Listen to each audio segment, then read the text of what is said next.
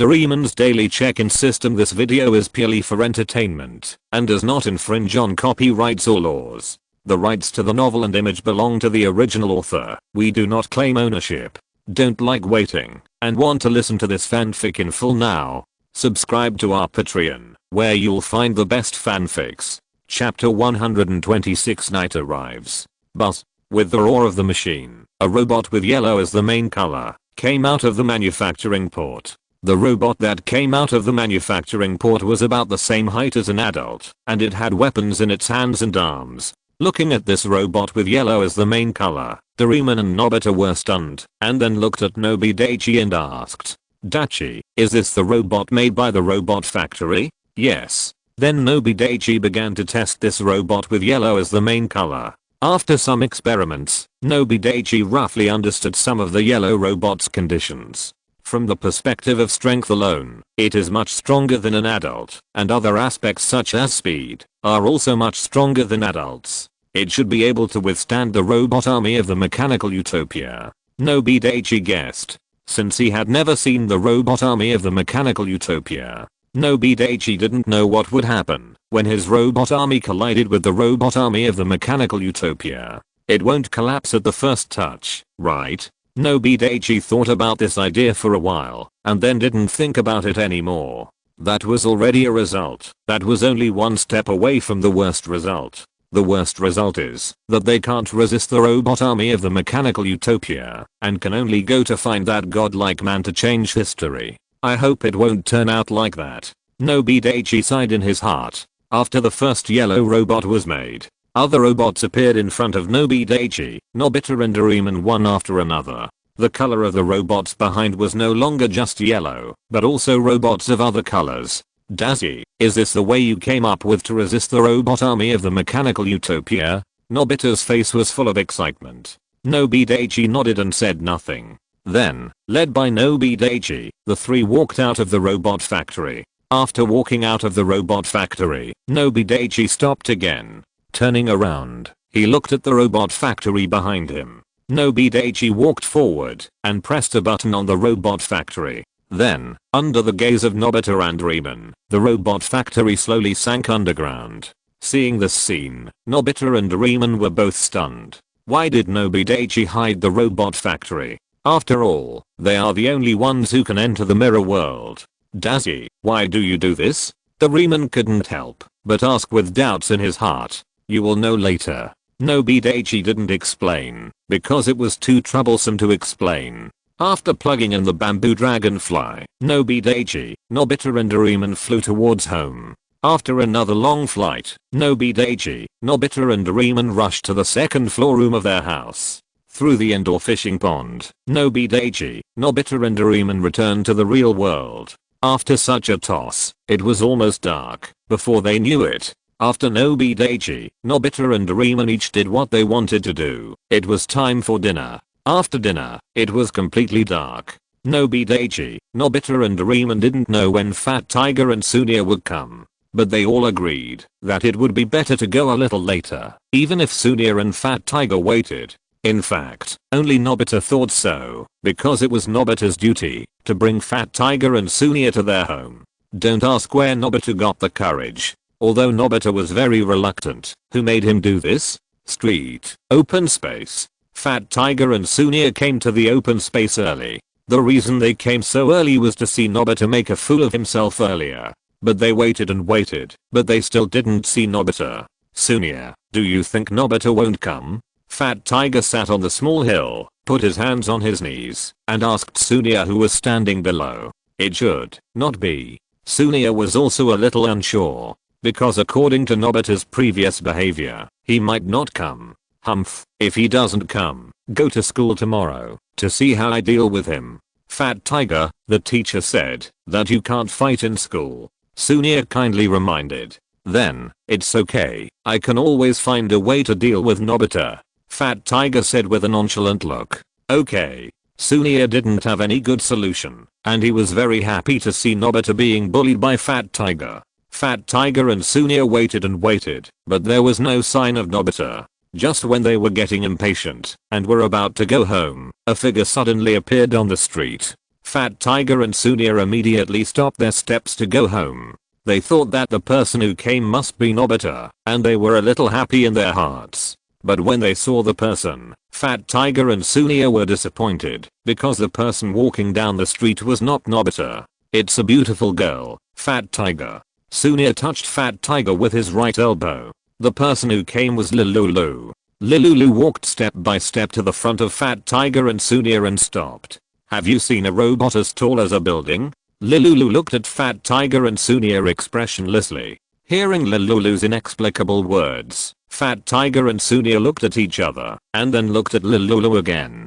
"No." Fat Tiger and Sunia replied one after another. After hearing the reply from Fat Tiger and Sunia, Lilulu said nothing, and flew away directly. Fat Tiger and Sunia were a little angry when they saw this scene. They felt that Lilulu was too rude, and didn't even say thank you after asking questions. "This girl must not be a good girl," Sunia said angrily. "That's right, she came out alone in the middle of the night. You can tell she's not a good girl at first glance." Fat Tiger also echoed angrily. They didn't tell them that Nobita wanted to show them a giant robot, because in their opinion, Nobita must have lied to them, so there was no need to tell them. Not long after Lilulu flew away, Nobita also flew to the open space with the bamboo dragonfly, and landed next to Fat Tiger and Sunia.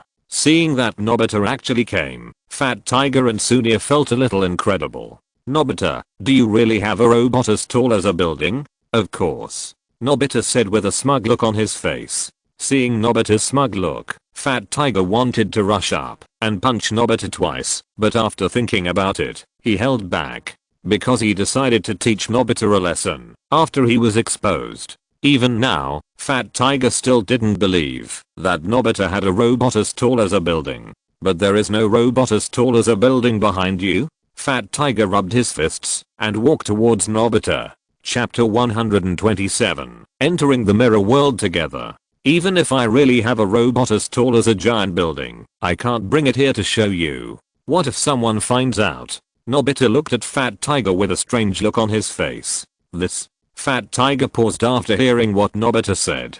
But thinking about the word "really" that Nobita said, he thought for a moment, which means that Nobita doesn't actually have one. But before Fat Tiger could speak, Nobita spoke again. "I'm here to take you to my house, to see the giant robot." Nobita handed the bamboo dragonfly in his hand to Fat Tiger and Sunia respectively. Then Fat Tiger and Sunia followed Nobita and flew to Nobita's house. Nobita, Fat Tiger and Sunia entered the room through the second floor window and stopped. Nobi Daichi put down the book in his hand and stood up from the desk after seeing Nobita. Fat Tiger and Sunia all came. "Doraemon, it's up to you." Nobita Daichi turned to Doraemon and said, "Yes." Then Doraemon took out the indoor fishing pond from the 4-dimensional pocket and spread it on the floor. "What is this?" Sunia said in surprise. "This is an indoor fishing pond." But Nobita and Doraemon didn't answer Sunia's question. Only Nobita said something and then didn't say anything else. Led by Doraemon, Nobita, Fat Tiger and Sunia also entered the mirror world through the indoor fishing pond one after another. But just after entering the mirror world, Nobita shouted to everyone. "Everyone, wait a minute." Everyone, including Nobita, turned to look at Nobita, not knowing what Nobita was going to do. "Doraemon, give me the anywhere door. You wait here until I come back and then go to see the Santa Samurai." Although Doraemon didn't know what was going on, he didn't say much when he saw Nobita's anxious look. He took out the anywhere door from his 4-dimensional pocket and handed it to Nobita. Then, under the gaze of Nobita and others, Nobita took the anywhere door and passed through the mirror world and returned to the real world again. When Nobita heard that he wanted the anywhere door, Nobita roughly guessed what Nobita was going to do. But Nobi Daichi didn't say it. After all, he was a little unsure whether what he thought was true or not. A few minutes later, looking at Shizuka who appeared in front of him, Nobi Daichi had an expression that was as expected. Nobita really used the anywhere door to pick up Shizuka. As for why Nobita didn't use the anywhere door to pick up Fat Tiger and Sunia before, Nobi Daichi said that he didn't know. "Hey, Fat Tiger, Sunia, you are here too." When Shizuka entered the mirror world through the indoor fishing pond, she saw Nobi Daichi, Doraemon, Fat Tiger and Sunia gathered together. "Shizuka, you are here too?" Fat Tiger and Sunia's faces suddenly showed joy. They were very happy to see Shizuka's arrival. Although they didn't want to believe it, Fat Tiger and Sunia knew that Nobita might have really found a robot as tall as a building. Otherwise, how could Nobita dare to find Shizuka? Fat Tiger felt a little pity when he thought of this, and he wanted to find an excuse to beat Nobita up. Although he could beat Nobita without any reason before, who made Nobi Daichi suddenly become powerful? I miss the days when I could bully Nobita without any reason. Of course, Fat Tiger was just thinking this in his heart. Then, under the leadership of Doraemon, Nobita, Shizuka, Fat Tiger, Sunia and others came to the courtyard of Nobita's house in the mirror world. Looking at the Christmas warrior that was as tall as a building, Fat Tiger and Sunia couldn't help swallowing their saliva. Fat Tiger and Sunia looked at each other and saw the incredible in each other's eyes. What Nobita said was actually true. "Let's go into the cockpit," Nobita said to Fat Tiger and Sunia proudly, which made Fat Tiger and Sunia's teeth itch. Then Nobita took the lead to fly to the cockpit, which was probably on the chest of the Christmas warrior. When Nobita flew in front of the Christmas warrior, the door of the cockpit opened automatically, and then Nobita flew in. Doraemon handed a bamboo dragonfly to Shizuka. Then Nobita, Doraemon, Shizuka and others also flew to the cockpit one after another. When Nobi Daichi and others flew into the cockpit, they saw Nobita already sitting in the driving position. However, the cockpit was a little small and could only accommodate 3 people. Therefore, after Nobi Daichi, Fat Tiger and Sunia flew into the cockpit, they flew out of the cockpit and stood on the shoulders of the Santa Samurai. Then Nobi Daichi saw the surrounding scenery began to recede. In other words, the Santa Samurai began to move. The Santa Samurai did need the computer judo to control it, but that was only one way to control the Santa Samurai. Another way was that Doraemon finally went to the future department store and bought a handle that was only a few centimeters long that could control the robot with his mind.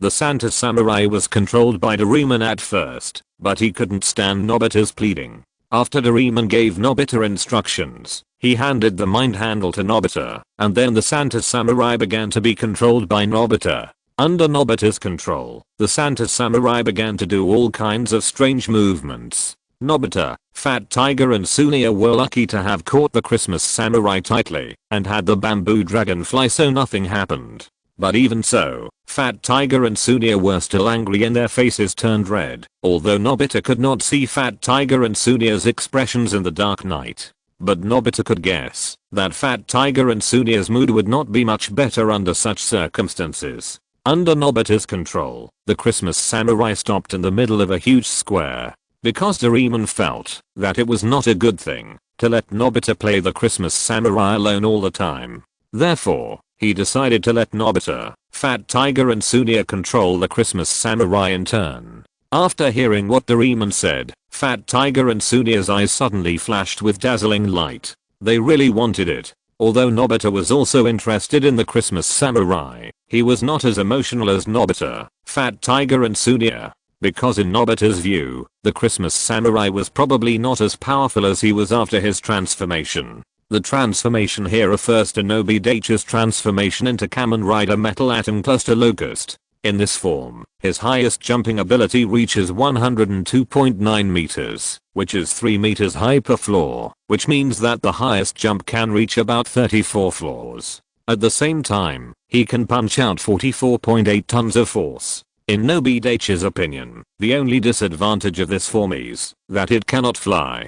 He did say that the idea invention machine would add the ability to fly to this form. But once he said that he wanted to have the ability to fly, the idea invention machine could not be manufactured. Chapter 128 Confession. Therefore, Nobi Daichi generously let Fat Tiger and Sunia control the Santa Samurai first. Then Doraemon flew out of the cockpit, and Fat Tiger flew into the cockpit. Soon Fat Tiger and Sunia finished controlling the Santa Samurai. Sitting in the cockpit of the Santa Samurai, Nobi Daichi was on Nobita's left, and Shizuka on his right. Holding the mind handle in his hand, Nobi Daichi did not struggle like Nobita, Fat Tiger and Sunia, but just did some routine movements. Soon Nobi Daichi stopped in front of a tall building. In front of Nobi Daichi, Nobita and Shizuka were control buttons of various colors. Nobita, do you know what these buttons do? Shizuka looked at Nobita with expectation.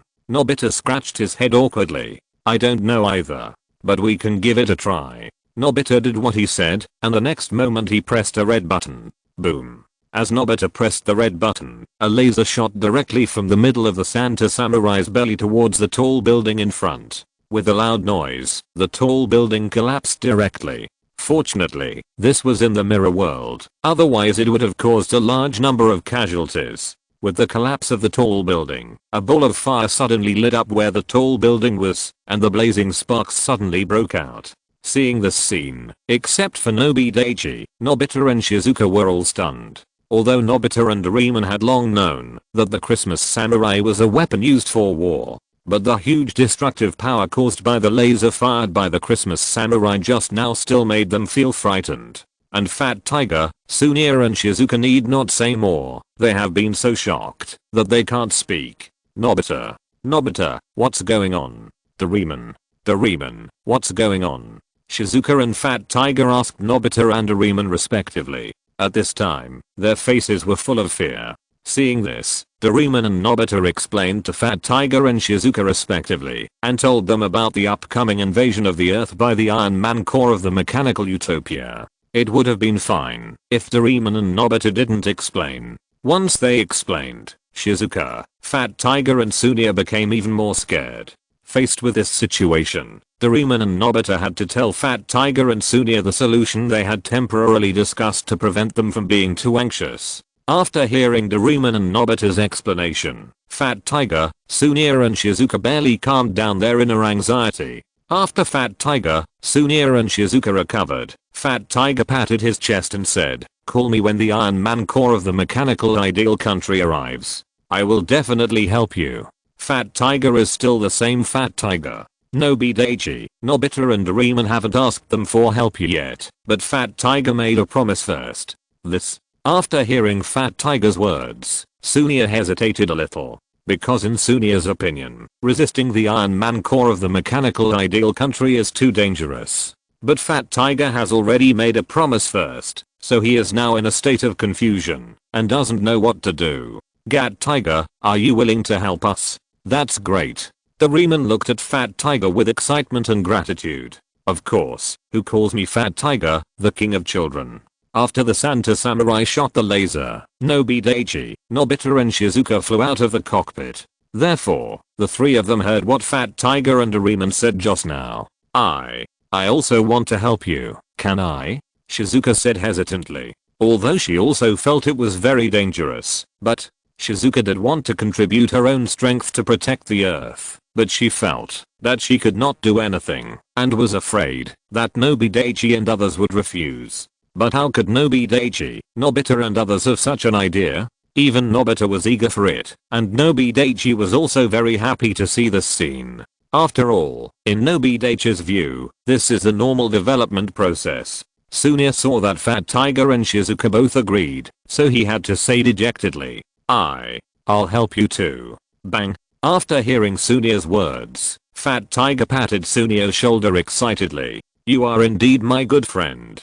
Sunia, who was unprepared, was patted so hard by Fat Tiger that he almost knocked the Christmas warrior's shoulder off. This scared Sunia half to death. After all, his bamboo dragonfly hadn't been turned on yet. Although there were so many people watching him, he would definitely be fine, but he was still scared. "Then let's make it a deal." Looking at Nobita with an excited face, Nobi Daichi estimated that if Nobita was not flying in the air at this time, but on the ground, he would probably jump 2 feet high. Although everyone, of course, except Nobi Daichi, was afraid of the power of the Christmas warrior's laser. But they were also happy about it. After all, the Christmas warrior was now theirs. The more powerful the Christmas warrior was, the greater their chances of victory. As for the robot factory, Nobita also told Shizuka, Fat Tiger and Sunia there was nothing to do next. After playing for a while, everyone decided to go home. When they went back, the Santa Samurai was controlled by Doraemon.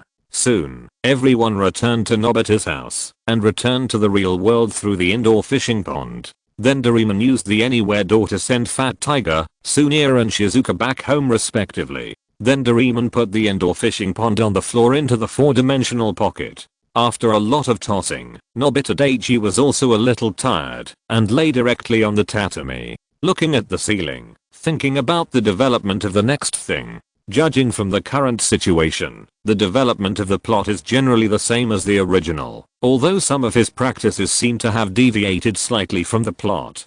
Ding, you can check in today. Do you want to check in? Check in. Check in successfully. Get 1 million yen. Oh, why is it money again? Can't you come up with something substantial? Nobita Daichi sighed, stood up from the tatami, and walked in front of Doraemon. After taking out the black card with 1 million yen from his trouser pocket, system space, Doraemon also took out a black card from his 4-dimensional pocket. When the two black cards touched, the balance of the black card in Nobi Daichi's hand was immediately cleared, and the black card in Doraemon's hand had an extra 1 million yen. Since Nobita was sitting on a chair reading a comic at the time, he did not see what Nobita Daichi and Doraemon were doing. If you're listening to this novel on a channel other than Fanfic World, it means they downloaded and uploaded it without effort. We cordially invite you to visit our channel, Mundo Fanfic Novelos. There you'll find the original version of this story and you can explore many other novels of various genres. We're waiting for you to immerse yourself in a world of incredible novels. Chapter 129 Modification of Miklas. After giving Doraemon the 1 million yen earned from punching in today, Nobi Daichi and Doraemon went to do their own things.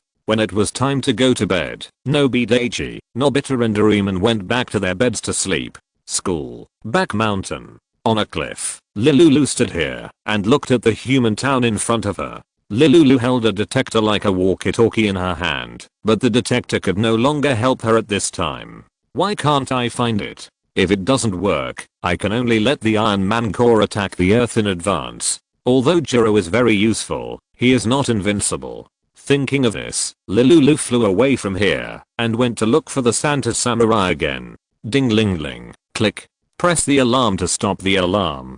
Nobi Daichi opened his hazy eyes and got out of the quilt to put on his clothes. Because it was summer, the sky was bright very early. Some sunlight shone through the window onto Nobi Daichi's face. Hey, brother, get up.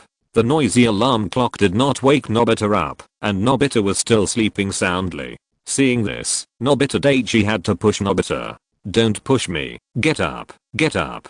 Nobita mumbled a few words before crawling out of the quilt like a snail. Because he had to go to school today, he had to get up, even if he didn't want to. After getting dressed, putting the quilt, pillow and other things in the closet, Nobita Daichi walked to the alarm clock, picked it up from the tatami, and put it on the desk. The alarm clock was bought by Nobita Tamako for Nobita Daichi. In her words, this alarm clock was bought specifically for Nobita Daichi to reward him for his academic progress. One is a reward, and the other is to motivate him to continue in this state and study hard. When Nobita Daichi received the alarm clock sent by Nobita Tamako, he felt sad. No matter which world or country, parents have the same hope for their children to become successful. After putting the alarm clock on the table, Nobi Daichi and Nobita went downstairs to eat, and of course, Doraemon.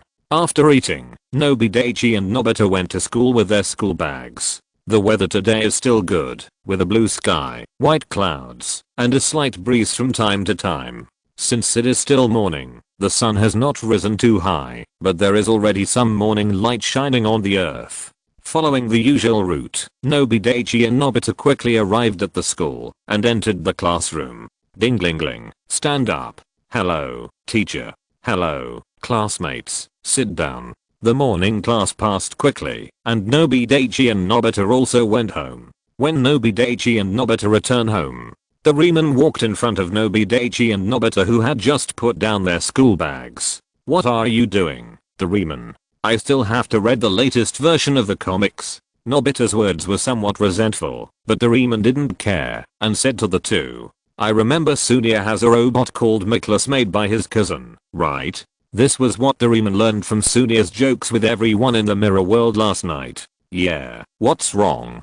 Nobita looked unimpressed. In his opinion, Sunia's robot Miklas was really not worth mentioning compared to the Santa Samurai. Although you won the fight with Sunia, Nobita, Sunia and Fat Tiger will feel a little uncomfortable. So in order to compensate Sunia, I decided to modify Nicholas and make it more intelligent. These two sentences were said by Doraemon to Nobita, Daichi and Nobita, but the latter sentence was what Doraemon really wanted to say. After all, this way you can have an extra helper. Although Fat Tiger and Sunia do have some. But Fat Tiger and Sunia don't care too much about the bet and fight with Nobita, and usually forget about it after a while. In addition, they have already made preparations to resist the Iron Man core of the mechanical utopia last night, so they will not care about the previous small conflict with Nobita. Well, I think it's good. Nobi Daichi expressed his opinion. I think it's okay. Nobita hesitated for a moment and felt that there was no problem. Doraemon, you told us this, not just to tell us and ask for our opinions, right? Nobita Daichi thought. In the original work, Doraemon also modified Nicholas. Although there are some differences from the reasons Doraemon told them just now, they are similar. But in the original work, Doraemon told Nobita after modifying Nicholas, well, when you go to school in the afternoon, tell Sunia that I will go to his house and help him modify Nicholas. Nobita Daichi and Nobita naturally agreed. After eating and taking a short nap, Nobi Daichi and Nobita put on their school bags and went to school again. Arriving at school, Nobi Daichi and Nobita walked side by side in the corridor of the school. When turning a corner, Nobita saw a pink figure in front of him and said in surprise, "Shizuka." The figure in front of him turned his head and looked at Nobi Daichi and Nobita after hearing Nobita's call. Nobi Daichi didn't care at first, but after hearing Nobita's call and the figure turning around, he found that Shizuka was not far in front of them. Shizuka also waved and greeted Nobi Daichi and Nobita after seeing Nobi Daichi and Nobita. Nobita, Daichi, Nobita ran to Shizuka happily. Nobi Daichi didn't care and still walked towards the classroom at a moderate pace. When Nobi Daichi walked to the stairs, Nobita was no longer visible. Nobi Daichi estimated that Nobita and Shizuka should have arrived in the classroom. When Nobi Daichi walked into the classroom, he saw Shizuka and Nobita already sitting. There was nothing on Nobita's desk, and he was secretly glancing at Shizuka. After coming to Nobita's seat, Nobi Daichi stuffed his school bag into the drawer and sat down. Nobita, you should have told Sunia what Doraemon told you, right? Nobi Daichi took out a book from his school bag and reminded Nobita, who was sitting next to him. When Nobi Daichi walked into the classroom, he looked around the whole classroom and saw that Sunia and Fat Tiger had already arrived. But when Nobi Daichi finished speaking and took out the textbook from his school bag, Nobita didn't say a word. Turning his head to look at Nobita on the right, Nobita scratched his head embarrassedly. I forgot. Nobi Daichi. After saying these three words, Nobita stood up from his seat and walked to Sunia's side. It seemed that he was talking about what Doraemon told him. When Nobita finished speaking and sat back in his seat, the bell rang. Ding ling ling. Class is about to start. Thanks to the reader Fengai Yukong Ming for his monthly ticket. Chapter 130 Temporary Change. There were fewer classes in the afternoon, so it was time to finish school soon. Normally, Nobi Daichi and Nobita should go home after school. But today, there was a small accident, and Nobita was kept by the teacher. Nobi Daichi did not leave after school in order to wait for Nobita to go home together, and also stayed. As for the reason why Nobita was kept, it was because my teacher, Neri Ichiro, saw that Nobi Daichi had made such rapid progress in his studies. However, Nobita's academic performance did not improve at all, so he planned to educate Nobita ideologically. Nobi Daichi did not waste time in the classroom, but sat in his seat to do the homework assigned by the teacher today. Just as Nobi Daichi was writing furiously, the door of the classroom was suddenly half opened, and a person stood at the door and looked into the classroom. Nobi Daichi thought it was Nobita at first, and did not care much, but he suddenly felt something was wrong. He suddenly looked up at the door of the classroom and saw the figure that was very familiar to him, but also very strange to him. Who else could it be if not Lululu? It seems impossible to be here. Lululu looked at the door of the classroom and thought that the Santa warrior could not be here.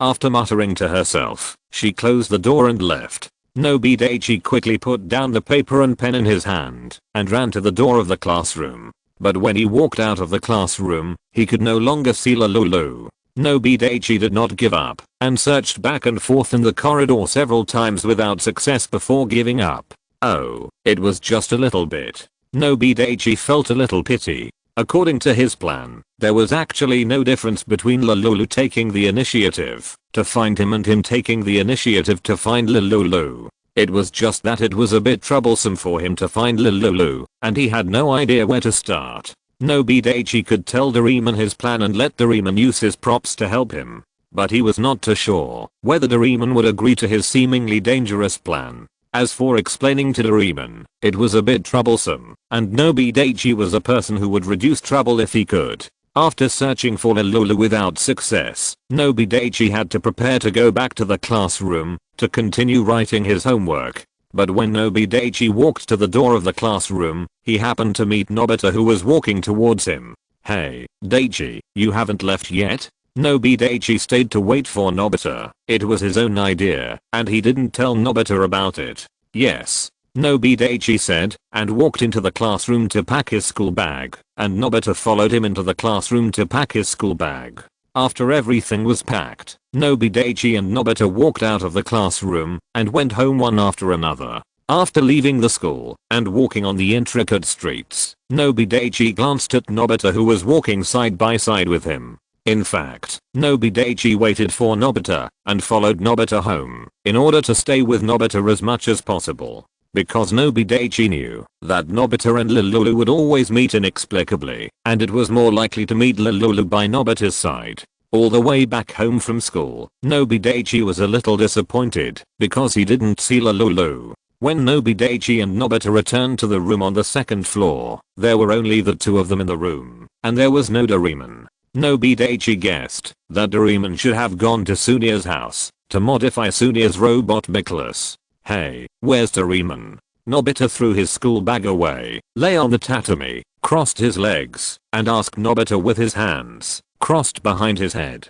Maybe he went to Sunia's house to help Sunia modify his robot Nicholas. Nobita put down his school bag and told Nobita what he guessed. After hearing Nobita's words, Nobita quickly got up from the tatami and said to Nobita excitedly, "Daichi, let's go to Sunia's house to see how Doraemon modifies Sunia's robot Nicholas, right?" Nobita didn't want to go at first, but he was afraid that Nobita would meet Lulu on the way to Sunia's house. In order not to miss the opportunity to meet Lulu, Nobita thought it would be better to go. After seeing Nobita going there, Nobita opened the door and walked downstairs without saying a word. Nobi Daichi looked at the hurried Nobita and had no choice but to follow him. When Nobi Daichi and Nobita put on their shoes and walked to the street, they were about to turn the right street to go to Sunia's house. Nobi Daichi suddenly saw a figure about 100 meters away from them on the left street. Lulu. After seeing Lulu, Nobi Daichi was secretly happy. "Hey, Daichi, why don't you go?" Nobita had already walked 4 or 5 steps, but when he found that Nobi Daichi had not caught up, he turned around and complained to Nobi Daichi. If he delayed for a while, Doraemon might have modified Nicholas. Wouldn't he have gone there in vain? Thinking of this, Nobita urged Nobi Daichi even more urgently. "Well, brother, compared to going to Sunia's house to watch Doraemon modify Nicholas, I think it is more important and more interesting to do homework. I won't go this time, you go." Nobita didn't expect Nobita Daichi to say such a thing, and he was stunned for a moment. Just watching Nobita Daichi quickly return home again, Nobita couldn't understand what Nobita Daichi was thinking. Just thinking that Doraemon might have almost modified Nicholas. Nobita didn't have time to care about Nobita Daichi's affairs. Nobita, who was originally planning to walk to Sunia's house, started jogging. It's not that Nobita didn't want to run fast, but his physical fitness really didn't allow him to do so, and in his opinion, it's better not to go to Sunia's house so tired. Nobita Daichi stood by the second floor window, watching Nobita walk around the corner of the street, and probably couldn't see him, so he jumped out of the window directly. After jumping to the roof of the first floor, Nobita Daichi jumped from the roof of the first floor to the ground again.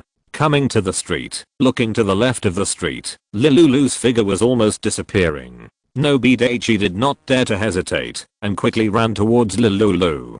With Nobi Daichi's physical fitness at this time, it should not be a problem for him to catch up with Lilulu, who was just walking. But Lilulu was heading to the back mountain of the school. When Nobi Daichi reached the foot of the mountain, he could no longer see Lilulu. This is troublesome. This mountain is so big, how can I search it? Looking at the back mountain that was not too big or small, Nobi Daichi was worried. But after all, he came here, and he couldn't come in vain. There would be no loss if he tried to find Lilulu. Thinking of this, Nobi Daichi walked up the mountain. But just after Nobi Daichi entered the woods from the foot of the mountain, a cold voice came from behind him. "Why are you following me?" Nobi Daichi turned around and looked back. Lilulu was standing a few meters behind him. Chapter 131 Jiro. At this time, Lilulu was looking at Nobi Daichi with a vigilant face, and at the same time, she gathered her strength in her hands, ready to attack Nobi Daichi at any time. As long as Nobi Daichi answered inappropriately, he would be attacked by Lilulu the next moment. Nobi Daichi was delighted when he saw Lilulu.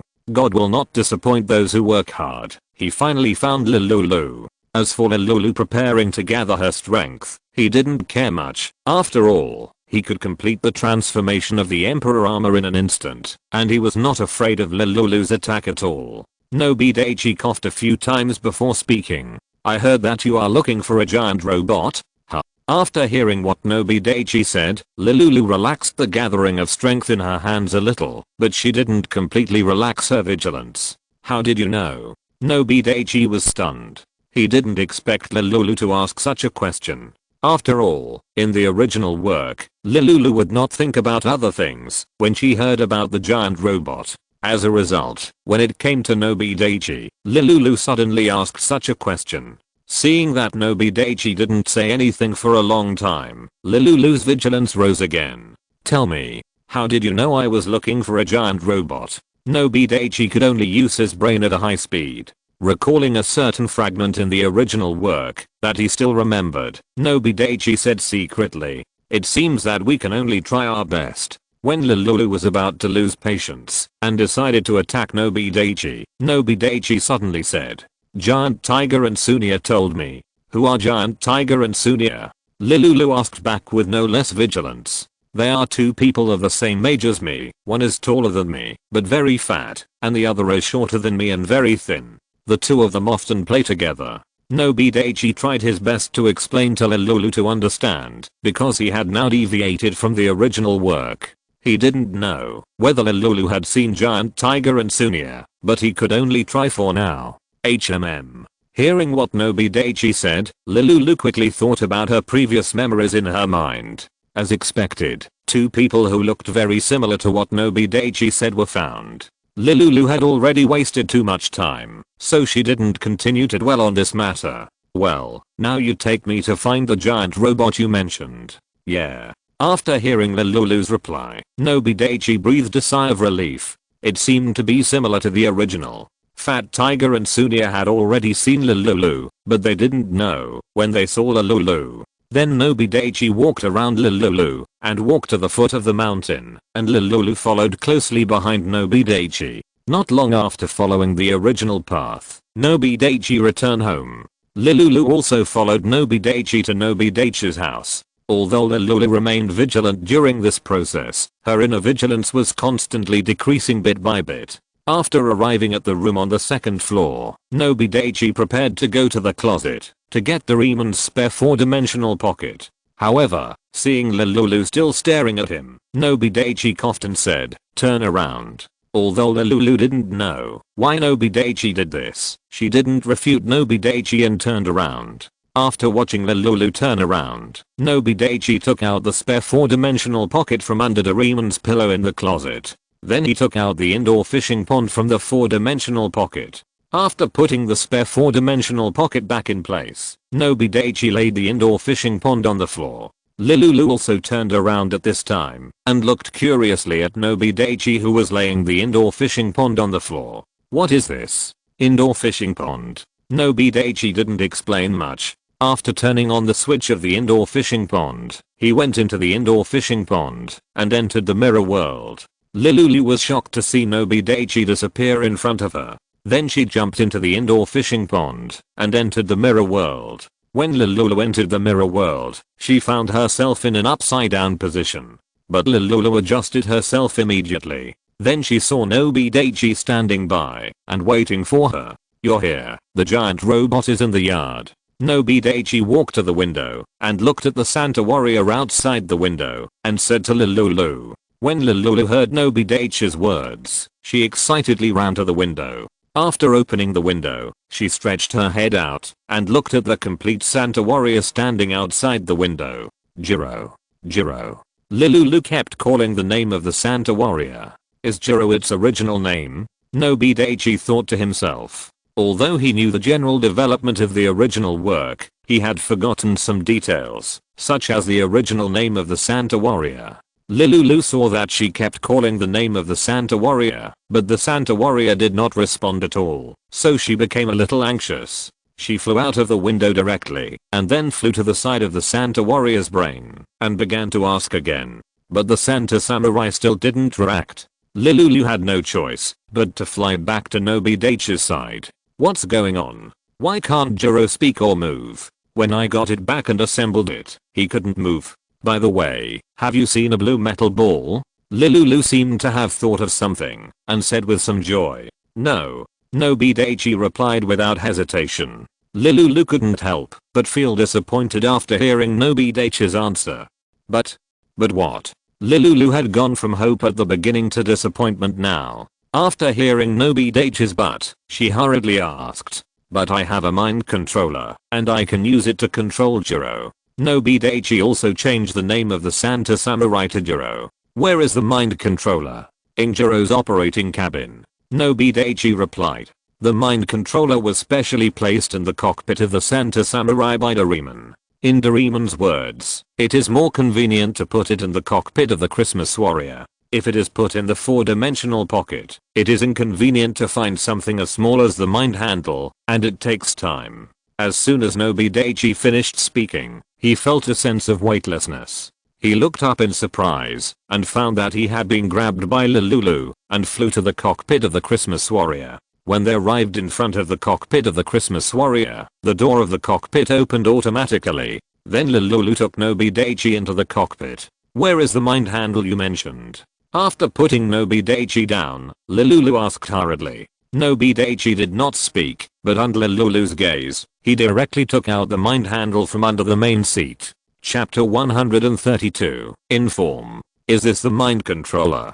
Lululu looked at the mind controller in Nobi Daichi's hand curiously. Yes. Then Nobi Daichi held the mind controller in his hand and controlled the Christmas warrior. Step. Step. Step. Under Nobi Daichi's mind control, the Christmas warrior began to walk, crossing many streets and houses in one step. Boom. The next moment, flames spurted out from under the feet of the Christmas warrior, and then the Christmas warrior flew into the sky. Boom. After flying for a while, when they arrived above a very large square, Nobi Daichi controlled the Christmas warrior and stopped on the square. After seeing that the mind controller in Nobi Daichi's hand could really control Jiro, Lululu grabbed the mind controller from Nobi Daichi's hand and controlled it. Nobi Daichi was a little speechless, but he didn't say anything.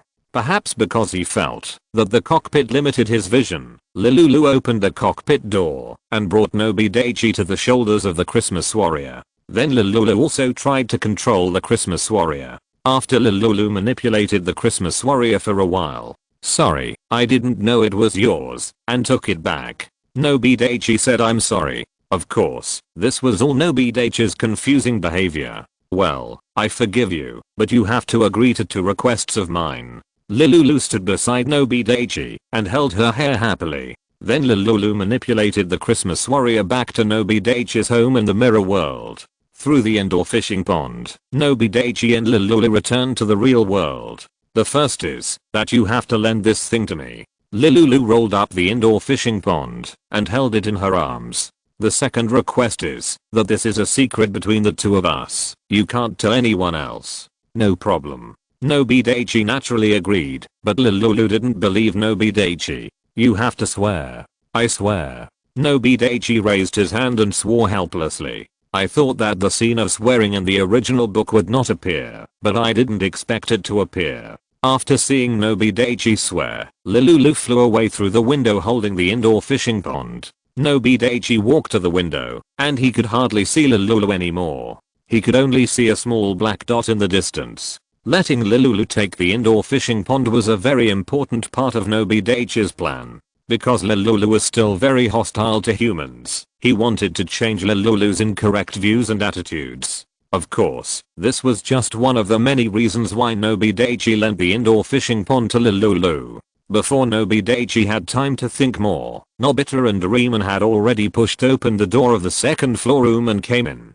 Daichi, what are you doing standing by the window? Nobita curiously walked to Nobi Daichi's side, then stuck his head out and looked around, but found nothing. Ahem, I was a little tired from doing homework, so I walked to the window, to look outside and relax. The above is what Nobi Daichi wanted to say, but he stopped immediately after hearing what Nobita said next. Well, it seems that I have to tell them in advance, but it seems that it is about the right time to tell them now. Nobita thought to himself. Doraemon, take out the indoor fishing pond, let's go into the mirror world and play. Nobita didn't care much when he saw that Nobita didn't seem to want to speak, but turned his head and said to Doraemon. Doraemon wanted to scold Nobita, saying that he should do his homework well now.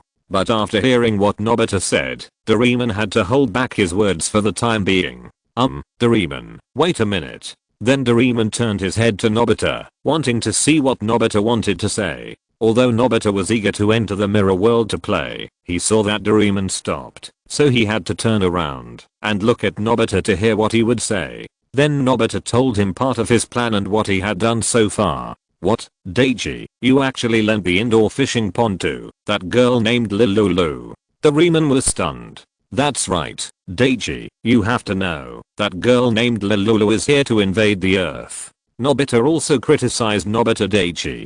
Nobita Daichi had no opinion on Doraemon's criticism of him, but Nobita couldn't. After all, in the original work, the indoor fishing pond was lent by Nobita to Lulu. In order to prevent Nobita from saying anything else, Nobita Daichi hurriedly said, what do you think of my plan? It should be okay. Doraemon said a little uncertainly. This, maybe. Although Nobita was still unhappy, because Nobita Daichi lent out the indoor fishing pond, which prevented him from entering the mirror world to play. But he still answered the question asked by Nobita Daichi. Like Doraemon, he didn't know whether Nobita Daichi's plan would work. But at present, Nobita Daichi has already lent out the indoor fishing pond, and the Earth is about to face the attack of the robot army of the mechanical ideal country. According to Nobi Daichi's plan, it is still feasible. Even if Nobi Daichi's plan fails, even if the result is bad, it doesn't seem to be that bad. Then the next situation is that we have to enter the mirror world again, and without the knowledge of the girl named Lulu. Then secretly observe what the girl named Lulu is going to do, so that we can make some preparations for the next plan. Doraemon sorted out the partial plan mentioned by Nobi Daichi in his mind and said, according to the current situation, it should be like this. Nobi Daichi agreed. But why don't we ask Judo? After all, he also came to invade the earth at the beginning, so he should know something. This way, some trouble can be reduced. Nobita was really smart. But how could Nobita Daichi not think of the problem that Nobita could think of? But he did not refute Nobita. After hearing Nobita's words, Doraemon took Judo out of the 4-dimensional pocket. Then he hugged Judo with both hands and asked some questions about Lulu. I don't know. I was just sent to assist Lulu. As for what Lulu wants to do, I don't know either. Judo said word by word. After hearing what Judo said, Nobi Daichi showed an expression of as expected. At this time, Doraemon and Nobita's attention was on Judo, who was held in Doraemon's arms. Therefore, neither of them noticed Nobi Daichi's facial expression. Then can you contact Lulu remotely? Nobita still asked without giving up. No. Chapter 133 Flowing Light. Seeing that nothing could be asked from Judo, Doraemon had to put Judo back into the 4-dimensional pocket. Because the indoor fishing pond has been taken away by Lulu, we have to create a new entrance to the mirror world. Doraemon said after putting Judo back into the 4-dimensional pocket. There's no rush for this. Nobi Daichi smiled after hearing Doraemon's words. Doraemon and Nobita looked at Nobi Daichi together, not understanding what he meant. If my guess is correct, Lulu should have taken the indoor fishing pond to the back mountain of the school. So tonight we just need to go directly to the back mountain of the school to search for the indoor fishing pond. This? Daichi, are you serious? Doraemon was a little speechless. Although Nobita didn't say anything, his meaning could be seen from the expression on his face. Under the gaze of Nobita and Doraemon, Nobi Daichi nodded heavily. Then let's try it as Daichi said tonight, and we'll talk about it if it doesn't work. Doraemon pondered for a moment before saying, is this why you, Daichi, brought the robot factory so far away and hid it underground?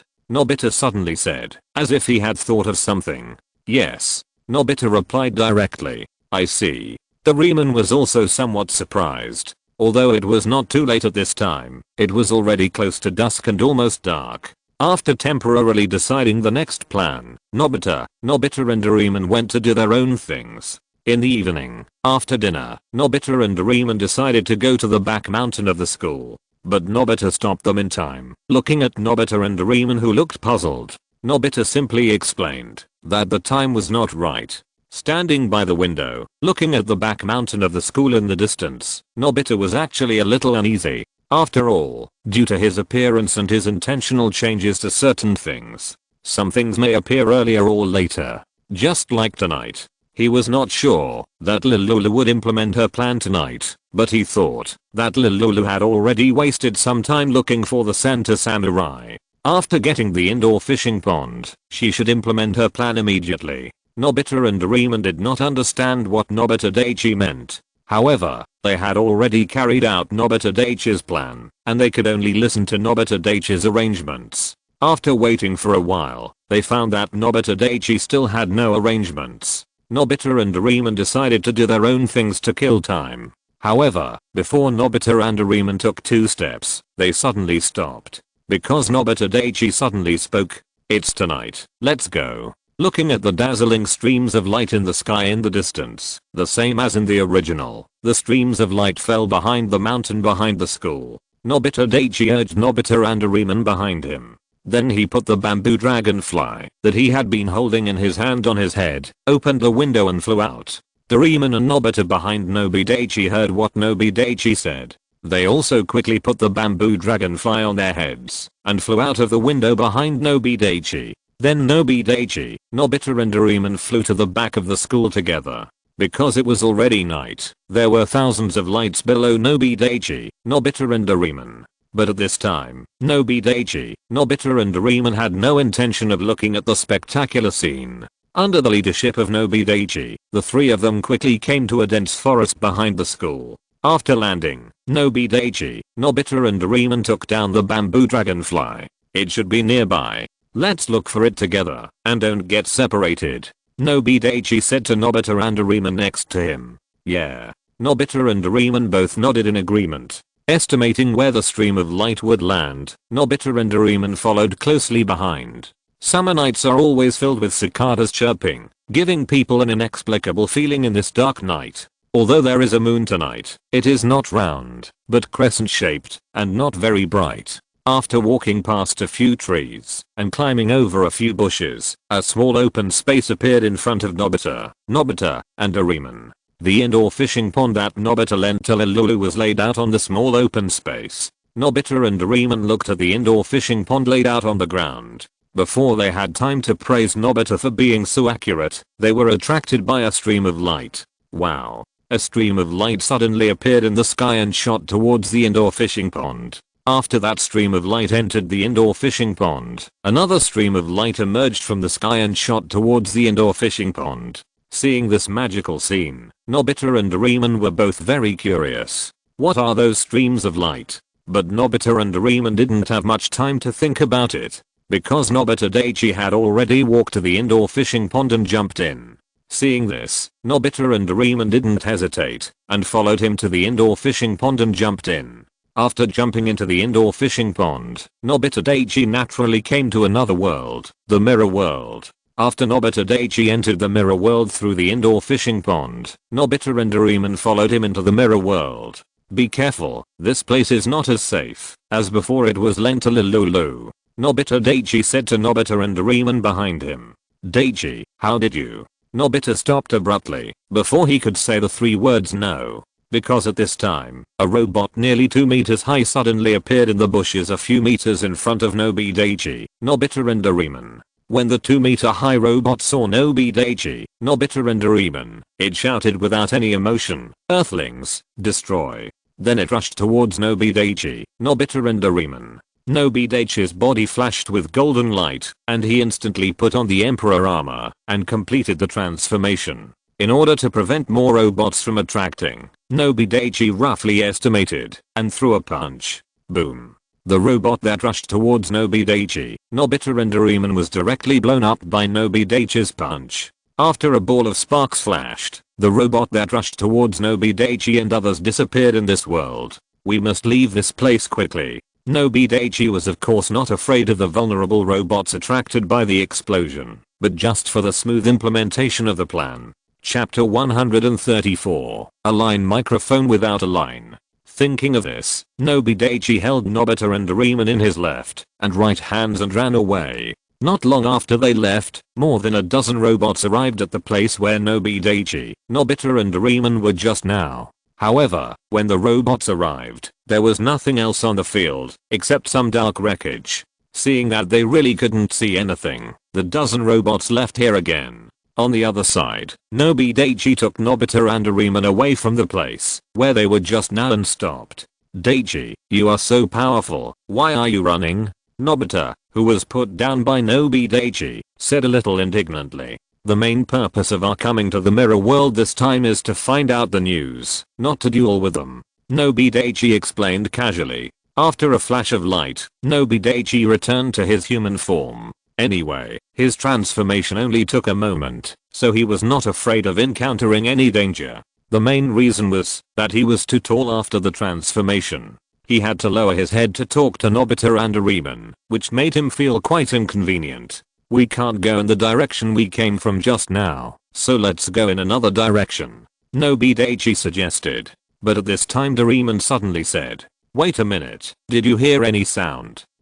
After hearing Doraemon's words, Nobi Daichi also listened carefully. It seems that there is indeed a sound. As for Nobita, he looked at Doraemon and Nobita with a confused face because he didn't hear anything. Then Doraemon, take us away, Nobita Daichi said to Doraemon. Doraemon nodded and then took the lead to walk to the left. Not long after following Doraemon, Nobita Daichi and Nobita also heard some kind of sound. It's not that their hearing has improved, but the sound has become louder, which means that they are getting closer and closer to their destination. Led by Doraemon, Nobi, Daichi and the other two quickly arrived at a bush. When Nobi, Daichi and Doraemon saw the bright lights below, they quickly squatted down. Nobi, Daichi and Doraemon were on a high slope.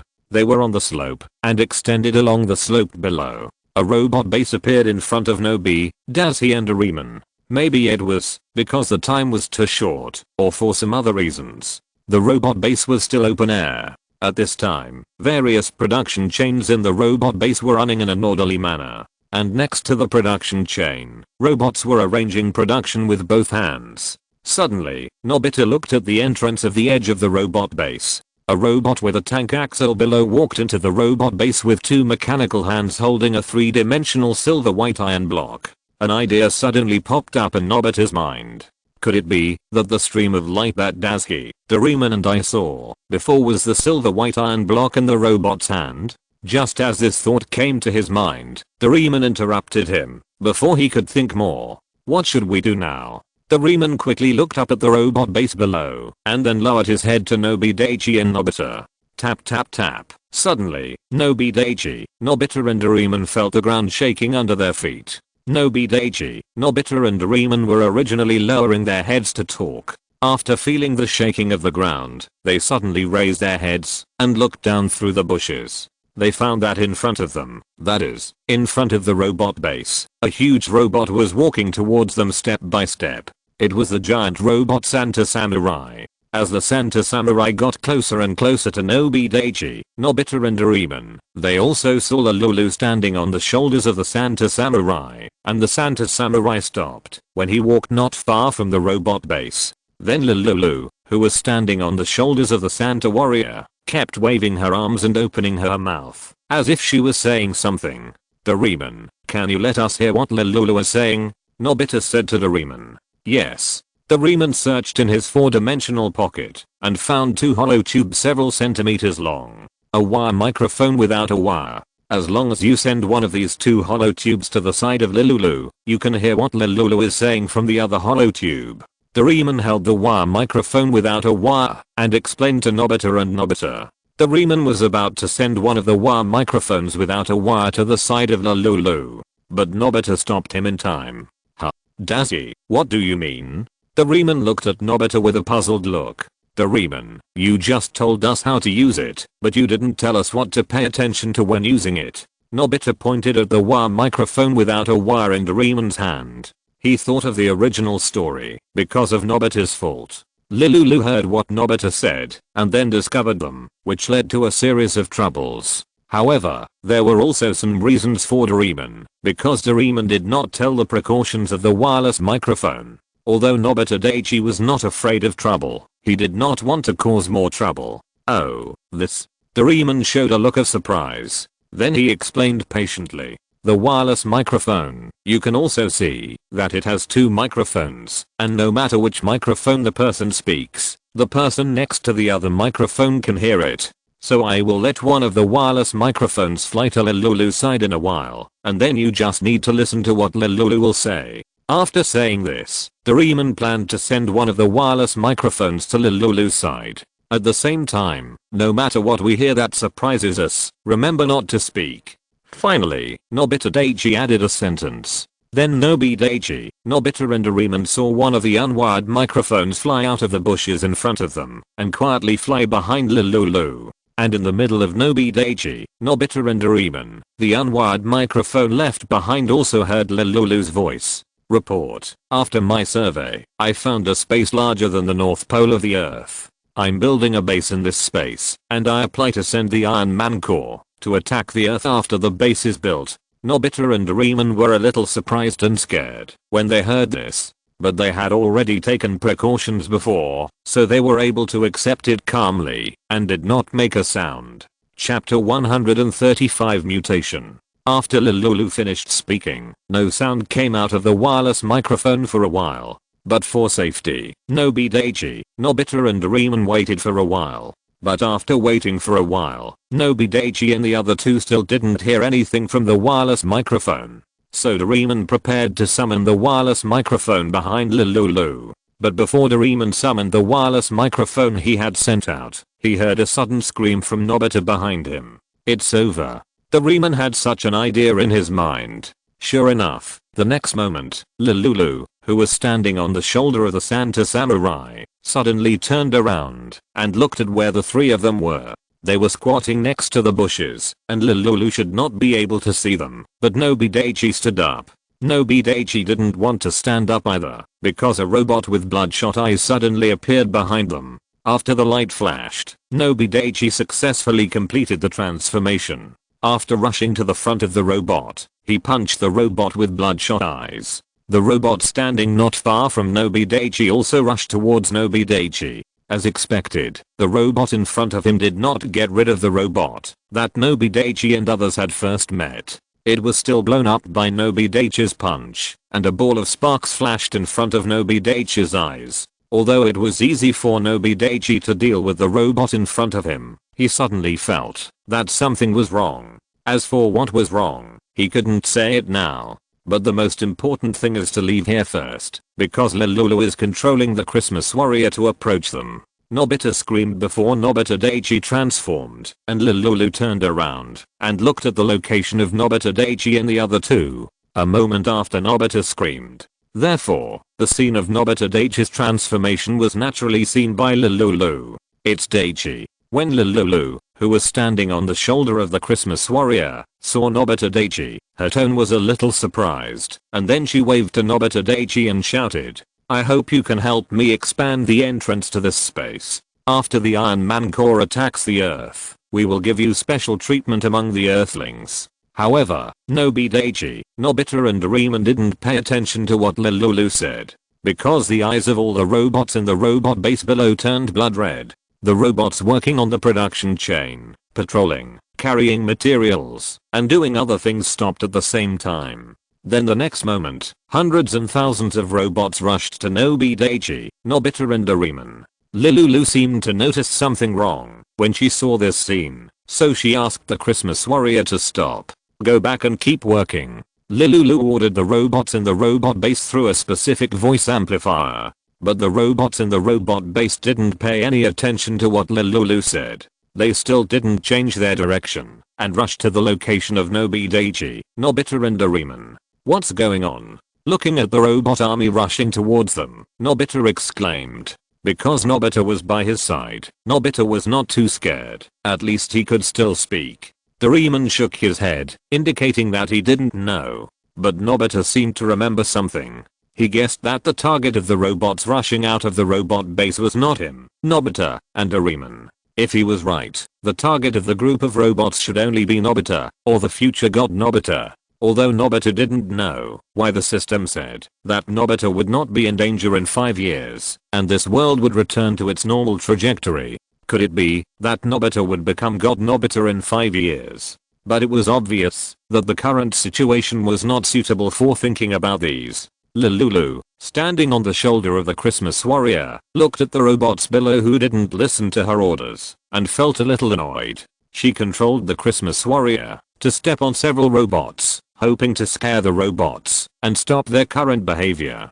But after Lulu crushed several robots, the robots still did not change direction and rushed towards Nobita and the other two. No, there were still some changes after Lulu crushed several robots. Originally, all the robots in the robot base were rushing towards Nobi Daichi, Nobita and Doraemon. But after Lulu stepped on several robots to death, some of the robots rushed towards Lulu. According to the current situation, those robots can no longer distinguish what orders are given. Seeing this scene, Nobi Daichi became a little solemn. The robots have completely lost their intelligence, do not listen to orders, and only attack them. If the Iron Man core of the mechanical utopia also does not listen to orders and does not follow his plan, then the trouble will be great. Those robots rushing towards Lulu naturally cannot cause any harm to Lulu. But it is not certain for Nobi Daichi, Nobita and Doraemon. Therefore, after looking at the situation on the spot, Nobi Daichi, who transformed into Emperor Man, held Nobita in one hand and Doraemon in the other hand, and ran in the direction they came from. It's not that Nobi Daichi can't beat those mutated robots, but the current situation is really not suitable for head-on confrontation. At this time, Nobi Daichi suddenly seemed to feel some danger.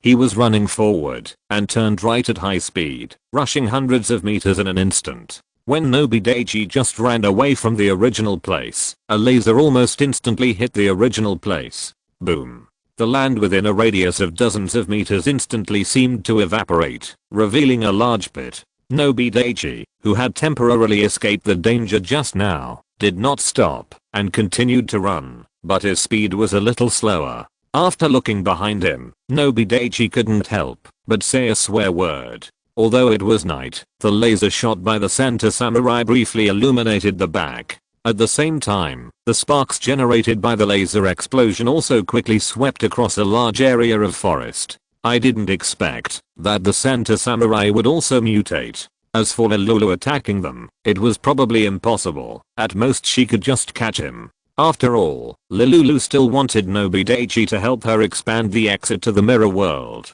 But how did the Santa Samurai mutate when he didn't even have a computer? Nobi Daichi's heart suddenly skipped a beat.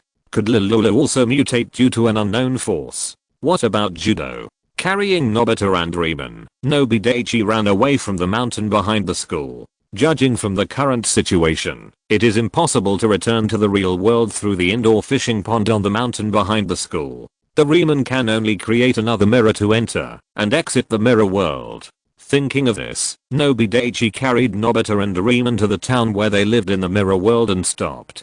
Daichi, what happened just now? Nobita obviously saw the laser shot by the Santa Samurai, so even though he is safe now, he is still scared. The content of the tasks in chapter 84 and chapter 85 has been slightly changed. If you're listening to this novel on a channel other than Fanfic World, it means they downloaded and uploaded it without effort. We cordially invite you to visit our channel, Mundo Fanfic Novelos. There you'll find the original version of this story and you can explore many other novels of various genres. We're waiting for you to immerse yourself in a world of incredible novels. Chapter 136, Temporary Departure. It should be the Santa Samurai who attacked us, Nobi Daichi said to Nobita, and turned his head to Doraemon. Doraemon, take out judo and let me see it. Although Doraemon wanted to ask Nobi Daichi why, he had to take judo out of the 4-dimensional pocket first, because of Nobi Daichi's urgent tone. Taking judo from Doraemon's hand, Nobi Daichi carefully observed judo in his hand. Then Nobi Daichi breathed a sigh of relief. Judo has not mutated yet, but he doesn't know what will happen in the future. As for the future situation, I'll talk about it later. After checking judo in his hand and finding nothing abnormal, Nobi Daichi handed judo back to Doraemon. Doraemon watched Nobi Daichi take judo and play with it and then gave it back to him. He took judo without knowing why and put it back into the 4-dimensional pocket. Daichi, what should we do now? Doraemon asked. Yes, Daichi, Nobita also said. Now Doraemon and Nobita are gradually changing to the direction of Nobi Daichi. It's just that Doraemon and Nobita themselves didn't notice it, or they didn't think it was a big deal. After all, what Nobi Daichi said always seems to be right. According to the current situation, we should return to the real world first. After all, the mirror world is not as safe as before, Nobi Daichi said after a little thought. Yeah. Doraemon and Nobita also think that Nobi Daichi is right. Then we have to find a wider water surface first, Doraemon said. Doraemon, then do you think this small river will work? Nobita happily pointed to a small river next to the three of them. Doraemon just glanced at it and shook his head. No, if you use the reverse world to enter the oil, the water flow cannot be flowing, it must be still. Then what about the bathroom in Shizuka's house? Nobita scratched his head embarrassedly and said to Nobi Daichi and Doraemon. It's not impossible. Doraemon hesitated, but he always felt that it was not good to break into someone else's house rashly, especially at night. No. Nobi Daichi rejected it outright. What's wrong, Daichi, why not? Doraemon asked in confusion. Ahem. What if Shizuka is taking a shower? Nobi Daichi coughed twice to cover up his embarrassment before saying. That's true. Doraemon suddenly realized. I remember there is a lake several tens of meters in size not far from the town. Doraemon, do you think it's okay? Nobi Daichi thought about it. In the original book, that was the place of the final battle, so Nobi Daichi immediately thought of it and said it out. No, although there are few people in that place, it's not that no one has gone there. Doraemon also shook his head and rejected it. Then, Nobita was about to continue speaking, but Doraemon suddenly interrupted Nobita and said to Nobita and Nobita embarrassedly, I forgot to tell you that mom just bought a bathtub. We can just go home directly. Just now, due to the emergency, I didn't think of it for a while. Nobita. Nobi Daichi. Then let's go home. Nobi Daichi said that he cancelled the Emperor Man transformation and took the bamboo dragonfly handed over by Doraemon. After taking the bamboo dragonfly, Nobi Daichi turned around and looked at the back mountain forest in the distance, where sparks were flying. If Lululu hadn't mutated, I don't know if she could escape. After all, those robots can't tell friend from foe now. Such an idea suddenly emerged in Nobi Daichi's mind. However, although Nobi Daichi knew that Lululu might be in danger, he didn't mean to go back to save Lululu. The sudden change made him a little overwhelmed for a while, and he didn't know if the original plan would work. He had to quickly return to the real world to sort out the subsequent plan. As for the role of Lululu in his plan, it was actually dispensable. The reason why he took care of Lululu was just because he felt sorry for the ending of Lululu in the original work. After all, Lululu's nature is not bad, and she can still change under the right guidance. After flying for a while, Nobi Daichi, Nobita and Doraemon successfully returned to their home in the mirror world. After arriving at the bathroom, the bathtub in the bathroom was empty. Seeing this, Nobi Daichi turned on the faucet and kept pouring water into the bathtub. Seeing that the bathtub was almost full and would overflow if more water was added, Nobi Daichi turned off the faucet. Then Doraemon took out the reverse world entering oil from his 4-dimensional pocket. Looking at the calm water surface, Doraemon dropped a drop of reverse world entering oil on the water surface. When the reverse world entering oil fell into the water surface, it quickly spread out around like ordinary oil with the landing point as the center. Soon the water surface became like a mirror, able to clearly reflect people's figures, just like an ordinary mirror. Of course, this is only the case on the surface. Then through the bathtub, Nobi Daichi, Nobita and Doraemon returned to the real world one by one. Standing next to the bathtub in the real world bathroom, Nobita pointed at the bathtub and said to Doraemon, "Doraemon, this doesn't seem to work. What if dad and mom go into the bathroom to take a bath? It doesn't matter, it's easy to handle." Doraemon opened the drain of the bathtub, and then the water in the bathtub dropped at a speed visible to the naked eye. Of course, what Nobita and Doraemon saw was not the water dropping, but the mirror getting smaller and smaller, and finally disappearing. But won't it flow to other places and form an entrance to the mirror world? Nobita was a little worried. "Nobita, have you forgotten again? The oil for entering the reverse world cannot be used on the flowing water surface." Doraemon rolled his eyes at Nobita. "Haha, it seems so." Nobita smiled awkwardly. "Well, it's late now. Let's go back to sleep," Doraemon said to Nobita and Nobita. Then Doraemon quietly opened the door and stuck his head out as if he was going to walk back. Seeing this scene, Nobi Daichi couldn't help but hold his forehead.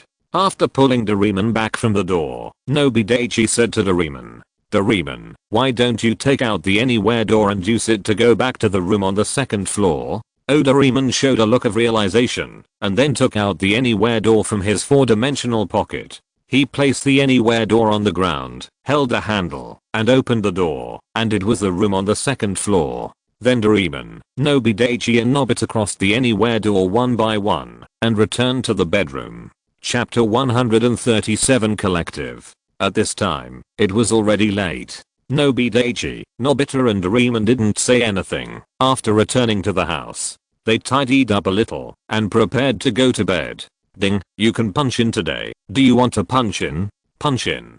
Punch in successfully. Get 1 million yen." Lying on the tatami, Nobi Daichi signed in again today. As expected by Nobi Daichi, he punched in and got 1 million yen again. Listening to the system prompt, Nobi Daichi couldn't help thinking, if he punched in 1 million every day in the future, he wouldn't become the richest man in the world just by punching in, right? But thinking about it again, he felt that he was thinking too much. After all, those people earn more than millions, tens of millions, and hundreds of millions a day. He didn't think about it anymore. This idea was just a flash. Then Nobi Daichi began to think about what to do with the next plan. Thinking about it, Nobi Daichi fell asleep. Mirror world.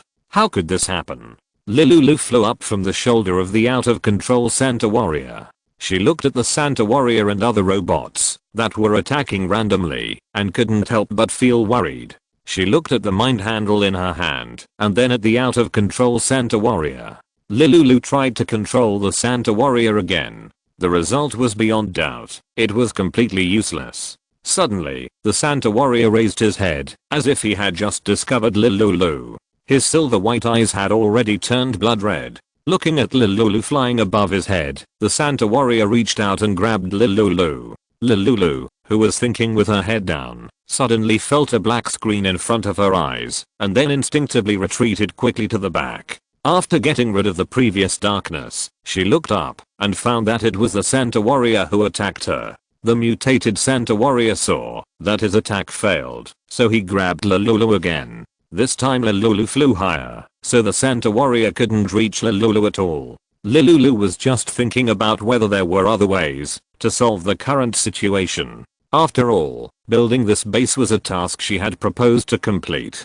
But when the Santa Warrior saw that he couldn't reach Lilulu with his hands, 2 flames suddenly spurted out from his feet and flew towards Lilulu. Lilulu had been alert since the Santa Warrior attacked her before. So after the Santa Warrior grabbed her in the air, she flew away directly, but then Lilulu flew again at a high speed. Because the Santa Warrior was chasing her, Although the Santa Warrior looked very bulky because of his height, his speed was really not slow. Lilulu flew in front and the Santa Warrior flew behind. No matter how Lilulu rotated in the air, or rose or fell, the Santa Warrior could follow Lilulu closely. Boom. Suddenly, the Santa Warrior raised his hand and fired a laser from his arm at Lilulu. The laser almost shot past Lilulu's right side. Lilulu, who was originally feeling strange but relatively calm, was frightened and broke into a cold sweat. Seeing that the distance between Lilulu and the Santa Warrior was getting closer and closer, Lilulu flew directly to the town below. There was no conversation all night. Nobi Daichi stretched his body, opened his hazy eyes and got up. Looking at the light red sunlight outside the window, Nobi Daichi couldn't help but sigh. It's a new day again.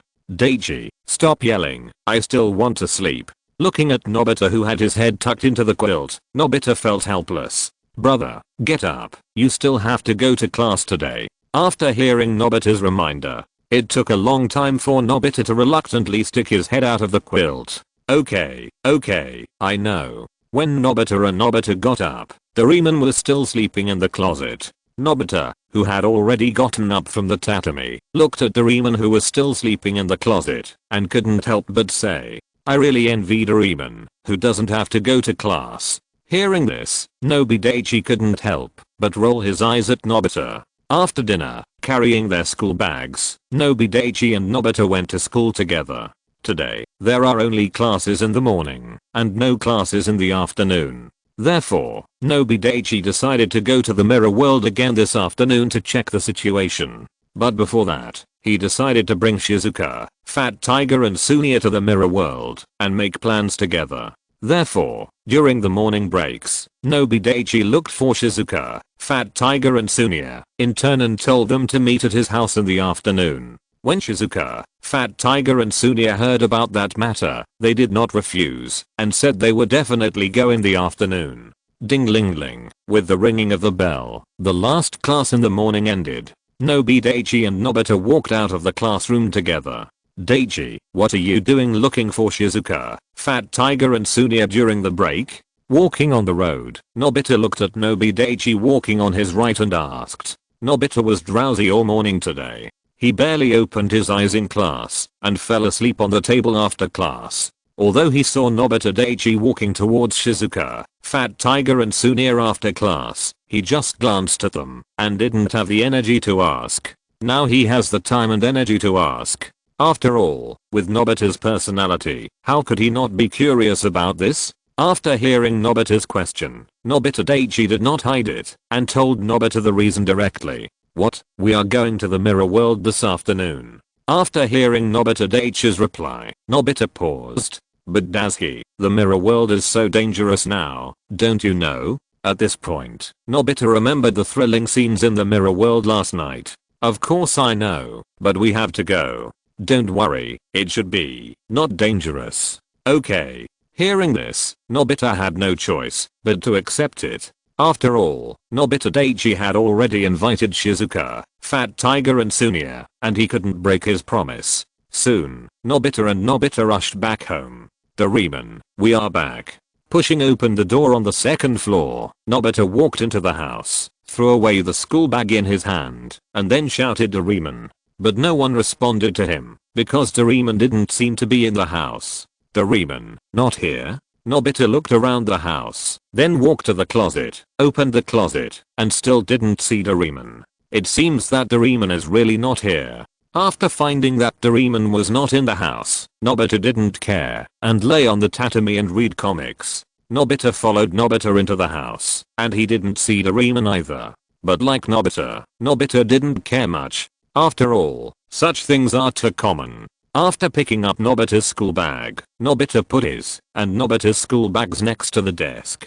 Chapter 138 Entering again. Sitting next to the desk, Nobi Daichi had no intention of doing his homework. He was now thinking about how powerful the Christmas warriors were, or how powerful the mutated Christmas warriors were. The strongest ability that Nobi Daichi could use now. One was the Emperor Armor transformation. According to his current estimate, he should be able to have the strength of a 6th order strongman in the zombie world. Because he practiced the Hangmeng devouring art, He, who originally transformed into the Emperor Warrior with only the 5th order strength, advanced to the 6th order. The second was another set of armor he made for himself using Doraemon's prop idea invention machine, the Kamen Rider armor. Judging from the current situation, the Emperor armor is much more powerful than the Kamen Rider armor. The Emperor armor transformation is undoubtedly his strongest ability now. As for his own strength, he has not yet entered the mortal realm, and it is really not worth mentioning at present. After returning to the Doraemon world, it is not that he does not want to practice, but that he finds that he cannot practice in this world. System, why can't I practice in this world? The host has insufficient authority. Also, I would like to remind the host that the host can't practice in this world temporarily. Then when can I practice in this world? The host has insufficient authority. The host has insufficient authority. The host has insufficient authority. Well, Nobi Daichi gave up. Anyway, there are not many places where he can use his strength in the Doraemon world, and he has 2 killer moves, the Emperor armor and the Kamen Rider armor. He doesn't have to focus on how to improve his strength for the time being. But for some reason, Nobi Daichi always feels a sense of uneasiness. He feels very strange. Where can the danger come from? Mutated robots? Nobi Daichi shook his head, indicating that it is impossible. If there are tens of thousands of mutated robots besieging him, he can't hurt him, even if he stands still. As for the Center Samurai, without the Emperor armor, it is estimated that the Kamen Rider armor can defeat it. If the Kamen Rider armor doesn't work, there is also the Emperor armor. Where does the inexplicable sense of danger come from? Nobi Daichi is a little confused, but he didn't think about it anymore, because Doraemon is back. Nobita, Daichi, you're back. Doraemon pushed open the door of the 2nd floor room, looked at Nobita and Nobi Daichi, who were lying on the tatami and sitting next to the desk, and greeted them. Yeah. Nobi Daichi stood up and responded to Doraemon while walking towards Doraemon. Nobita also sat up from the tatami and greeted Doraemon, but he did not walk towards Doraemon, but turned around and continued to read the comics. To be honest, Nobita Daichi still admired Nobita in some cases. For example, when he was about to face that dangerous situation in the afternoon, Nobita could still read the comics, which was enough to show his character. Nobita Daichi's evaluation of Nobita here was neither praise nor criticism, but somewhere in the middle. Daichi, is there anything? Looking at Nobita Daichi walking towards him, Doraemon asked. Then Nobita Daichi told Doraemon about going to the mirror world in the afternoon. What? As expected by Nobi Daichi, Doraemon was also surprised and puzzled after hearing his plan. But it's very dangerous. Although Doraemon already knew that Nobita, Shizuka, Fat Tiger and Sunia had agreed, this matter was probably irreversible, but he still couldn't help but say something. It's okay, Doraemon, think about my ability, plus you have so many props, what are you afraid of? Doraemon thought so he didn't say anything more. After lunch and a nap, Shizuka, Fat Tiger and Sunia hadn't come yet. Nobi Daichi, Nobita and Doraemon had to do their own things and wait quietly. Fortunately, they didn't wait long. Shizuka, Fat Tiger and Sunia came, and they came together. It turned out that Shizuka, Fat Tiger and Sunia decided to gather in the open space first, and then come to Nobita and Daichi's house together, so they were a little late. Hello, auntie. Standing at the door, Shizuka, Fat Tiger and Sunia greeted Nobita Mako in turn. Okay, it's Shizuka, Fat Tiger and Sunia. What are you doing here with Nobita and Azuki? Nobita Mako asked Shizuka, Fat Tiger and Sunia with a smile, while taking out new slippers from the bedroom. We are here to save the world with Nobita, Dazuki and Doraemon, Sunia said with a serious face.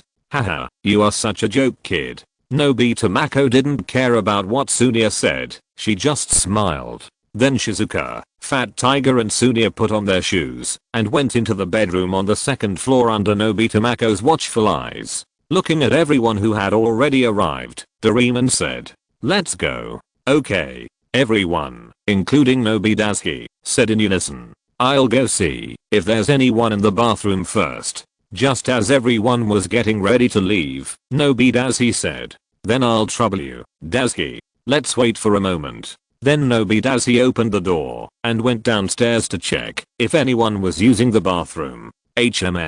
That, Doraemon, didn't we enter the mirror world directly from the indoor fishing pond last time? Why this time?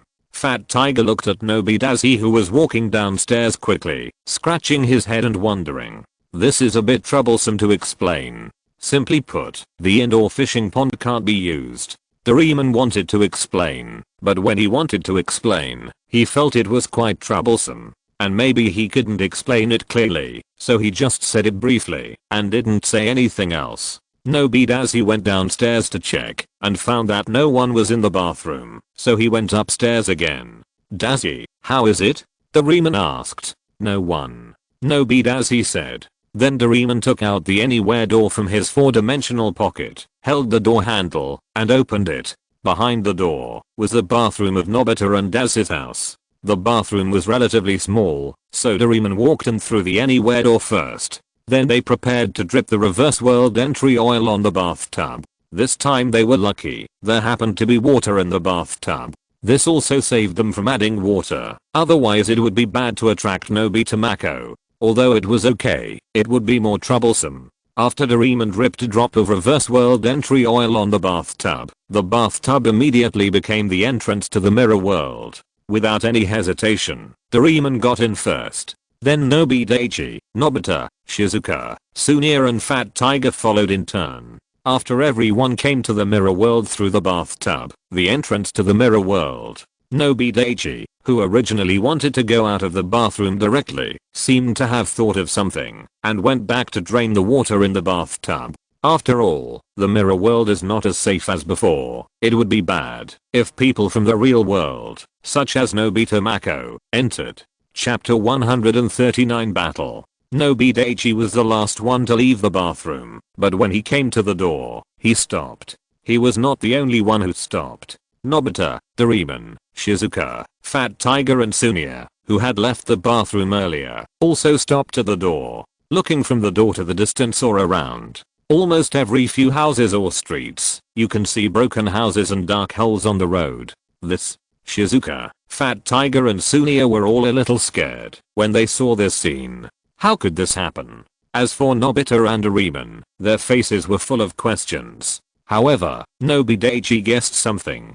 If he guessed correctly, it should be the mutant robots on the hill behind the school that came down the hill. But it was unlikely that those mutant robots alone could cause such a great deal of damage in a short time. Then there was only one possibility, the Santa Samurai. Nobi Daichi did not dare to say that the entire town was destroyed by the Santa Samurai, but most of the credit for destroying the town should be attributed to the Santa Samurai. It's just that I don't know whether it's the Santa Samurai or Lulu who mutated, or whether both the Santa Samurai and Lulu mutated. Nobi Daichi's brain was working fast, thinking about various things and how to deal with them. What should we do now? Fat Tiger turned his head and looked at Doraemon. Nobita, Shizuka, and Tsunia all looked at Doraemon after hearing Fat Tiger's words. But Doraemon looked at Nobi Daichi, and it seemed that he wanted Nobi Daichi to talk about his solution. Let's find the Santa Samurai first, and then talk about other things. Nobi Daichi hesitated for 2 seconds and said, then let's do what Daichi said first. Doraemon said to everyone, while taking out the bamboo dragonfly from the 4-dimensional pocket and distributing it to others. But the world is so big, where should we go to find the Santa Samurai? Tsunia suddenly said. Let's go to the back mountain of the school first. Nobi Daichi blurted out. Although he knew that the Santa Samurai would most likely not be in the back mountain of the school, it would never be wrong to go and take a look. So after everyone had put on the bamboo dragonfly, Doraemon took the lead and flew to the back mountain of the school. When Nobi Daichi and others arrived at the back mountain of the school, they found that the scene on the entire back mountain of the school was simply horrible. Originally, there was a large forest on the back mountain, but after the fire last night, the entire mountain forest was almost burned to the point of no grass. In addition to the trees that were almost extinct, there were also large areas of land that were burned black by the fire. Looking at the back mountain of the school, that overturned their usual cognition.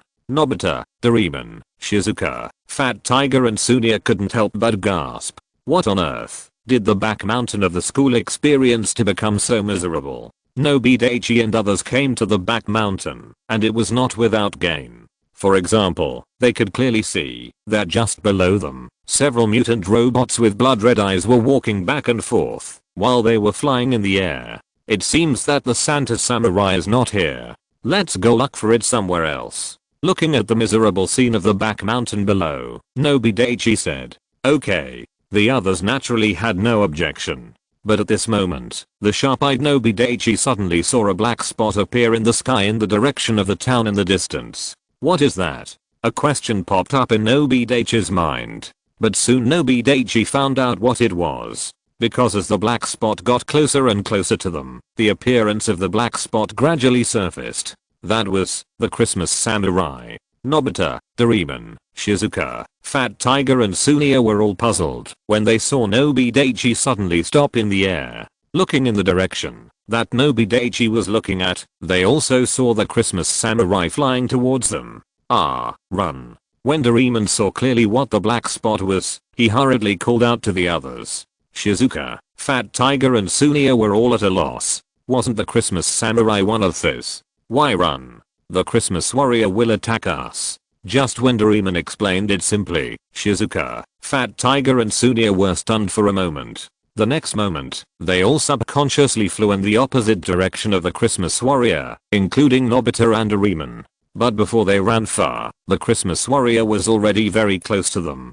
Seeing the Christmas warrior raising his arm, as if he wanted to attack, Nobi Daichi did not hesitate. With a flash of light on his body, he completed the transformation, but he fell from the sky to the ground in an instant.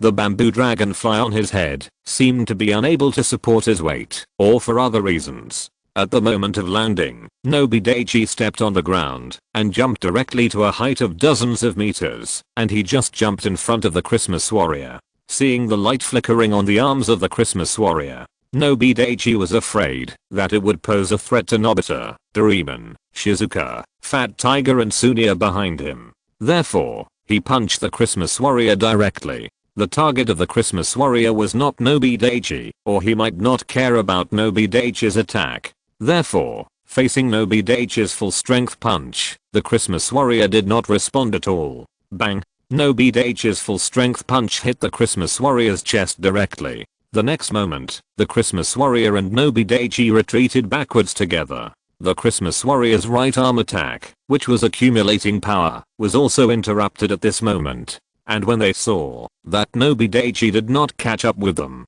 Nobita, Doraemon, Shizuka, Fat Tiger and Sunia also stopped hundreds of meters away from the Christmas warrior and Nobita. Looking back, they happened to see Nobi Daichi and the Christmas warrior who were equally matched. After blasting the Christmas warrior in the air, Nobi Daichi flipped over and fell from a height of dozens of meters. Bang! The impact of landing directly smashed a big hole in the ground. As for the Christmas warrior who was hit by Nobi Daichi's punch, he was still flying in the air, but he just flew back a few hundred meters. Looking at the Christmas warrior who only retreated a few hundred meters after being hit by his full strength punch, Nobi Daichi's eyes condensed. This situation was expected after he felt the attack of the Christmas warrior last night. That is, under the influence of some unknown power, the Christmas warrior not only mutated, but also became stronger due to the influence of some unknown power. But what he didn't expect was that the strength of the Christmas warrior was actually increased so much. He transformed into Emperor Warrior, with a strength comparable to that of the 6th level, but his full strength attack could only blow the Christmas warrior away. Looking at the Christmas warrior who only flew back a few hundred meters, Nobi Daichi estimated that his full strength attack just now seemed to have caused almost no damage to the Christmas warrior. This time it's tricky. Looking at the Christmas warrior flying in the air hundreds of meters away, Nobi Daichi murmured, "Thank you readers for the reward of 100 starting coins." Chapter 140 Transformation. No one knows what Nobi Daichi was thinking at this moment. He actually cancelled the Emperor Armor transformation. Then he took out the hidden 01 driver, which is the Kamen Rider transformation device, from the system space. Then he took out the Flying Falcon program sublimation key from the system space. It seems that Nobi Daichi's attack just now attracted the attention of the mutant Santa Samurai. This time, the Santa Samurai did not rush towards Nobita, Doraemon, Shizuka, Fat Tiger and Sunia, but rushed towards Nobi Daichi first. After putting the hidden 01 driver on his waist, the driver immediately stretched out the belt and fixed it on Nobi Daichi's waist. Then Nobi Daichi inserted the Flying Falcon program sublimation key into the hidden 01 driver. Looking at the mutant Santa Samurai rushing towards him, Nobi Daichi shouted, "Transform." The electronic sound of Kamen Rider's transformation also sounded at the same time as Nobi Daichi's voice fell, as Nobi Daichi transformed. Authorization. Go forward. Fly into the sky. Falcon. Spread your wings, and prepare for battle. A red eagle several meters long formed by the convergence of light suddenly spread its wings, and appeared a few centimeters above Nobi Daichi's head. The red giant eagle raised its head and cried loudly, then wrapped Nobi Daichi with its wings. The next moment, the red giant eagle formed by the convergence of light disappeared, and when the giant eagle disappeared, Nobi Daichi also completed his transformation. A Kamen Rider with a main face color of red and a little yellow appeared in the distance of Nobita, Doraemon, Shizuka, Fat Tiger and Sunia. Although they were hundreds of meters away from Nobi Daichi, they could still vaguely see Nobi Daichi, who had changed his form. Then, what's the situation? Sunia looked at Nobi Daichi, who suddenly transformed into another armor in the distance, turned around and looked at Doraemon, and couldn't help asking with his inner doubts. He remembered that Nobi Daichi seemed to be able to transform into the Emperor Man that Nobi Daichi mentioned, which was the form that Nobi Daichi just transformed into. But what is the situation now? Sunia knew that Doraemon must know something, so he asked Doraemon. Fat Tiger also looked at Doraemon with curiosity. Seeing this, Doraemon had to explain to Sunia and Fat Tiger, and also to Shizuka. What? When they heard that it was made by Nobi Daichi using Doraemon's prop idea invention machine. And he not only invented a set of armor named Kamen Rider by Nobi Daichi. Sunia and Fat Tiger were surprised by Nobi Daichi's intelligence and wisdom, but also a little excited, because they all thought of the scene of themselves transforming into the Kamen Rider that Nobi Daichi mentioned and killing everyone. Then Doraemon, you quickly take out the Kamen Rider armor transformation device. Let's transform and help Daichi together. Fat Tiger said excitedly. Yes, yes. Sunia also echoed Fat Tiger. Nobita also looked at Doraemon with expectation. Only Shizuka didn't care. What? It's so ugly. I don't want to transform into that. Hearing Shizuka's dissatisfied words, Nobita, Sunia and Fat Tiger just smiled and didn't care much. Doraemon, who was stared at by Nobita, Sunia and Fat Tiger, suddenly felt a huge pressure. But facing the gazes of Nobita, Fat Tiger and Sunia, Doraemon still shook his head. No. Why? Nobita, Fat Tiger and Sunia all looked puzzled. Because you don't know how to use the transformation device to transform. Daichi taught me before. I know how to transform. Originally, Nobita was a little disappointed after hearing Doraemon's words, but after careful recollection, didn't Nobi Daichi teach him and Doraemon how to transform before? But, Nobita, you only know how to transform a set of armor, and the Kamen Rider armor transformation devices made by Daichi using the idea invention machine are all different. You only know how to transform a set of Kamen Rider armor. Listening to Doraemon and Nobita talking more and more intensely, Fat Tiger and Sunia were unable to react for a while. That doesn't matter, just let me transform alone to help Daichi, Nobita still said with great interest. But after hearing Nobita's words, Doraemon still shook his head.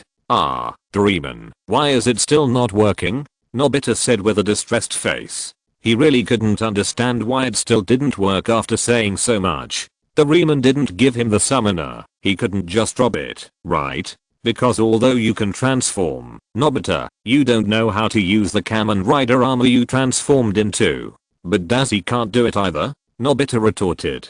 That was made by Daichi himself, how could he not know how to use it? Doraemon said. Well then, Nobita also had no good way to persuade Doraemon. As for Fat Tiger and Sunia beside him, let alone. After learning from Doraemon that Kamen Rider armor transformation requires many things, Fat Tiger and Sunia knew that it was hopeless to let Doraemon take out Kamen Rider armor transformer. At least there was no hope now. When Nobita, Doraemon, Fat Tiger, Sunia and Shizuka were discussing Kamen Rider Armor Transformer. Nobi Daichi had already been fighting with the mutated Santa Samurai. When Nobi Daichi completed the transformation, the mutated Santa Samurai was less than a few dozen meters away from him.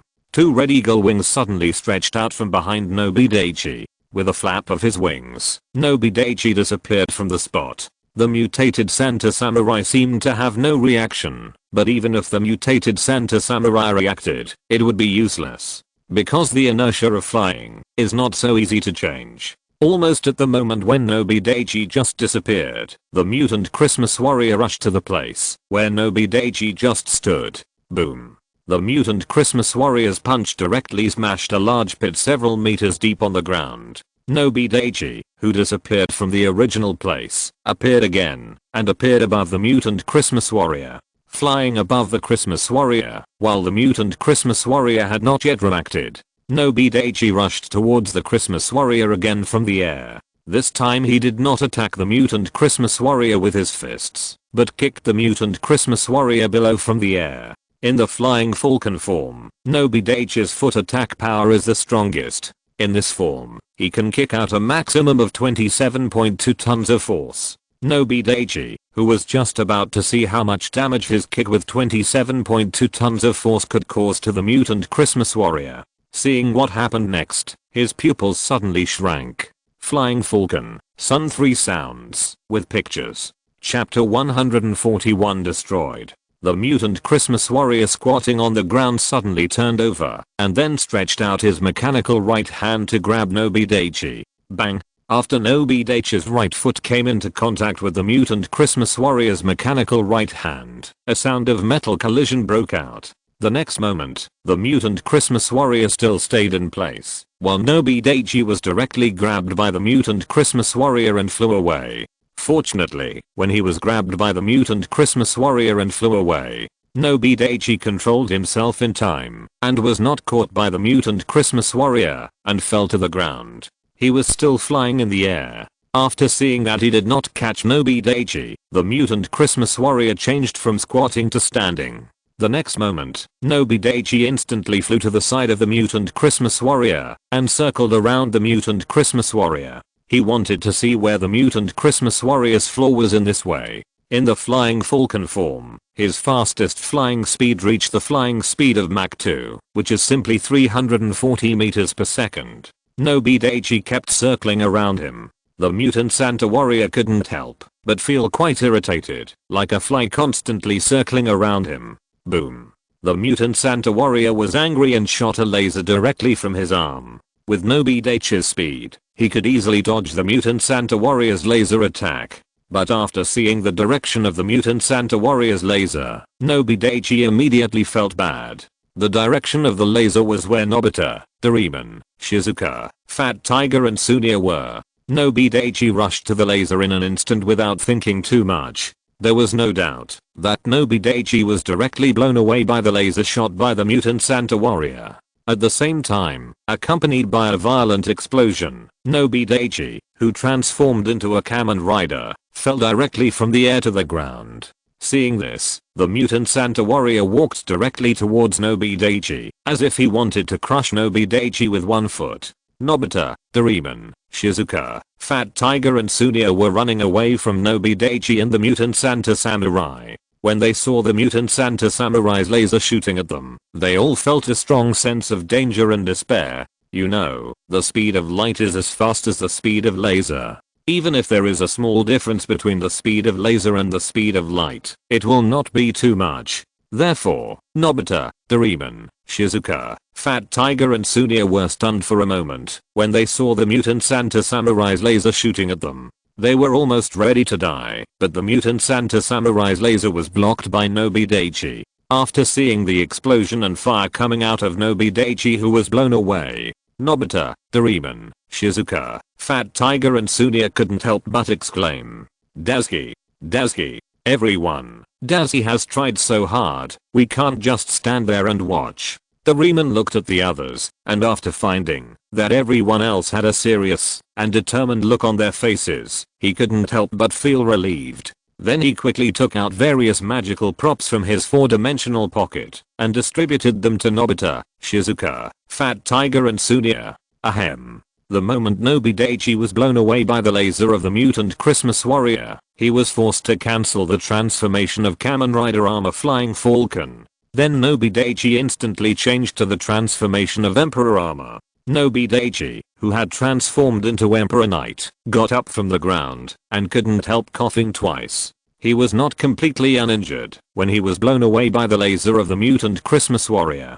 But those injuries were generally insignificant to Nobi Daichi, but it was a pity for Nobi Daichi that the Flying Falcon program sublimation key was destroyed. That means he will never be able to transform into the Flying Falcon form again. Why did Nobi Daichi say that? Because the idea inventing machine clearly said that a thing cannot be made repeatedly. But think about it, as long as his own strength is improved a little bit, then he can reach the 7th level of the zombie world after transforming into Emperor Man, and then he will probably be able to fly. Yes, Nobi Daichi said it roughly. As for what the situation will be at that time, he doesn't know. Nobi Daichi thought a lot, but the speed of thinking is so fast that it only takes less than a second in the outside world. When the mutant Christmas warrior stepped down, Nobi Daichi had already left the place. Then he saw Nobita, Doraemon, Shizuka, Fat Tiger and Sunia flying towards him, and the mutant Christmas warrior with bamboo dragonflies.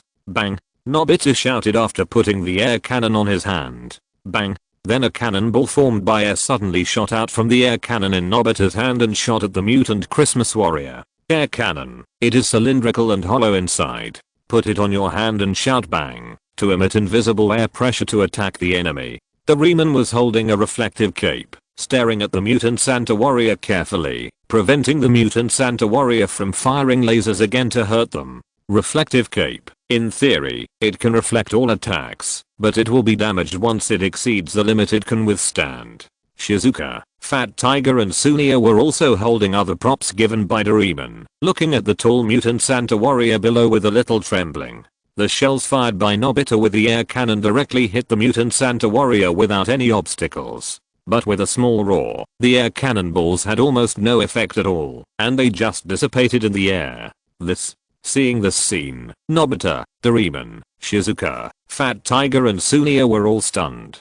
Doraemon's props didn't work at all. The mutant Santa warrior standing below seemed to have noticed Nobita flying in the air. He took his mind away from Nobita Daichi. Then he raised his arm and shot another laser at Nobita. Nobita, be careful. Doraemon screamed, then quickly flew in front of Nobita and blocked the reflective cloak in front of him. The laser shot by the mutant Christmas warrior silently collided with the reflective cloak held in Doraemon's hands. Then the laser shot from the mutant Christmas warrior's arm was directly reflected back by the reflective cloak held in Doraemon's hands. However, the impact of the laser also blew Doraemon away, and Nobita, who was hiding behind Doraemon, was also blown away. When Doraemon tried to regain stability in the air, looking at the reflective cloak that was charred by the mutant Christmas warrior's laser, he couldn't help but feel distressed. This reflective cloak seemed to be useless, but Doraemon felt a little strange. According to the instructions for the reflective cloak should not be able to withstand even an ordinary laser.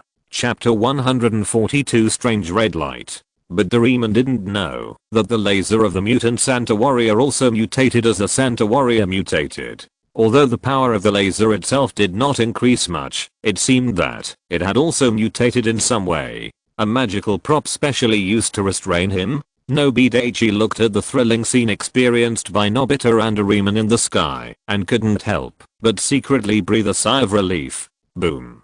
The laser reflected by Doraemon's reflective cloak hit the chest of the mutant Santa warrior. The mutant Santa warrior was directly blasted back dozens of meters by the laser, reflected by Doraemon's reflective cloak. However, for the tens of meters tall Santa warrior, tens of meters compared to humans are just a few steps back for him. It seems that the reflected laser is insignificant to the mutant Santa warrior.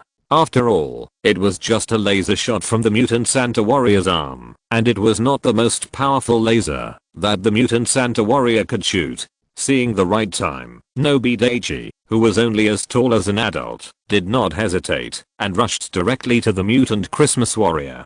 After rushing in front of the mutant Christmas warrior, he jumped up. The mutant Christmas warrior looked at Nobi Daichi, who was rushing towards him, and punched Nobi Daichi directly. Then Nobi Daichi's pitiful small fist came into contact with the mutant Christmas warrior's huge fist. Nobi Daichi was directly blown away, and the mutant Christmas warrior also retreated hundreds of meters. From the current situation, Nobi Daichi and the mutant Christmas warrior are equally matched. After falling to the ground from the air again, looking at the mutant Christmas warrior who retreated hundreds of meters after punching him, Nobi Daichi was a little helpless. Equally matched is not a good thing. Although the mutant Christmas warrior could not defeat him, he could not eliminate the mutant Christmas warrior either. Looking at the mutant Christmas warrior who was knocked back by Nobi Daichi's punch, Doraemon was quick-witted and took out the shrinking lamp from the 4-dimensional pocket. Then he threw the shrinking lamp to Nobi Daichi from the air. Dazzy, here. He took the shrinking lamp that Doraemon threw from the air. Looking at the huge mutant Christmas warrior not far away, Nobi Daichi always felt something was wrong. But after taking the shrinking lamp thrown by Doraemon, Nobi Daichi did not think much. In an instant, he rushed to the mechanical feet of the mutant Christmas warrior. Then he turned on the shrinking lamp and shone it on the mutant Christmas warrior, and then Nobi Daichi's bad premonition came true. The shrinking lamp had no effect on the mutant Christmas warrior who was mutated by an unknown force. Looking at Nobi Daichi who ran to his feet, the mutant Christmas warrior stepped on Nobi Daichi directly. Nobi Daichi naturally would not let the mutant Christmas warrior step on him, so he left the place directly. He returned to the bottom of Nobita, Doraemon, Shizuka, Fat Tiger and Sunia. Doraemon watched Nobi Daichi rush to the mutant Christmas warrior and then quickly came back. But the mutant Christmas warrior did not shrink. Could it be that the shrinking lamp was out of power? Thinking of this, Doraemon shook his head unconsciously, indicating that it was impossible. Just now, when he threw the shrinking lamp to Nobi Daichi, he did it to prevent any accidents. He turned on the shrinking lamp specially, and a bright light shot out from the mouth of the shrinking lamp, proving that the shrinking lamp was powered. Thinking about the fact that he used the reflective cloak to reflect the laser shot by the mutant Christmas warrior just now, Doraemon couldn't help but have an incredible idea in his mind. Could it be that his props don't work on the Christmas warrior? Doraemon didn't want to believe this guess, but the current situation made him have to believe it. Then Doraemon quickly flew to Nobi Daichi's side and took the shrinking lamp from Nobi Daichi's hand. After putting the shrinking lamp back into the 4-dimensional pocket, Doraemon hid behind Nobi Daichi and kept searching for something in the 4-dimensional pocket. Looking at the mutant Christmas warrior who was walking towards them, Doraemon, who was searching for a prop in the 4-dimensional pocket, couldn't help but sweat anxiously. But the more anxious Doraemon was, the less he could get the props he wanted. Seeing that the mutant Christmas warrior was only a few steps away from them. The few steps here refer to the steps of the tall mutant Christmas warrior. After seeing this situation, Nobita Daichi could only grab Doraemon and leave here first. Then Nobita Daichi brought Doraemon to a few hundred meters behind the mutant Christmas warrior. The few hundred meters here refer to the human eye. The mutant Christmas warrior didn't care about Nobita Daichi and Doraemon who escaped from him. After all, his main target was Nobita, so he automatically ignored Nobita Daichi and Doraemon behind him. Looking at Nobita in front of him, the mutant Christmas warrior directly slapped Nobita with one palm. Although the speed of the mutant Christmas warrior, which had been transformed by some unknown force, was improved to a certain extent, Nobita could still dodge it with his speed. At the moment when the mutant Christmas warrior slapped him with one palm, Nobita flew away. Bang! While dodging the attack of the mutant Santa warrior, Nobita also controlled the air cannon in his hand to attack the mutant Santa warrior. Although Nobita knew that the shells fired by the air cannon were almost useless against the mutant Santa warrior, he still didn't want to sit there and wait for death. The result was undoubted. The attack fired by Nobita had no effect on the mutant Santa warrior at all. Not to mention that the mutant Santa warrior was mutated by some unknown force, just from the tall size. The air cannon fired by Nobita was like an ant hitting an adult with a small stone to the tall mutant Santa warrior. How would the adult feel about the barely detectable attack of the ant? The answer is no. As for Shizuka, Fat Tiger and Sunia, except Shizuka, Fat Tiger and Sunia got almost all short-range attack props. facing the dangerous and tall mutant Santa warrior. How could Fat Tiger and Sunia dare to rush over? After all, they just saw Doraemon and Nobita using props to attack the mutant Santa warrior. Doraemon and Nobita's attacks had no effect on the mutant Santa warriors. As for Shizuka, it goes without saying that she was holding a long-range attack item. On Nobi Daichi's side, Doraemon also took out a magnifying lamp from his 4-dimensional pocket. When Nobi Daichi and Doraemon didn't notice it, the moment the magnifying lamp was taken out of the 4-dimensional pocket by Doraemon, a strange red light suddenly appeared and drilled into the magnifying lamp.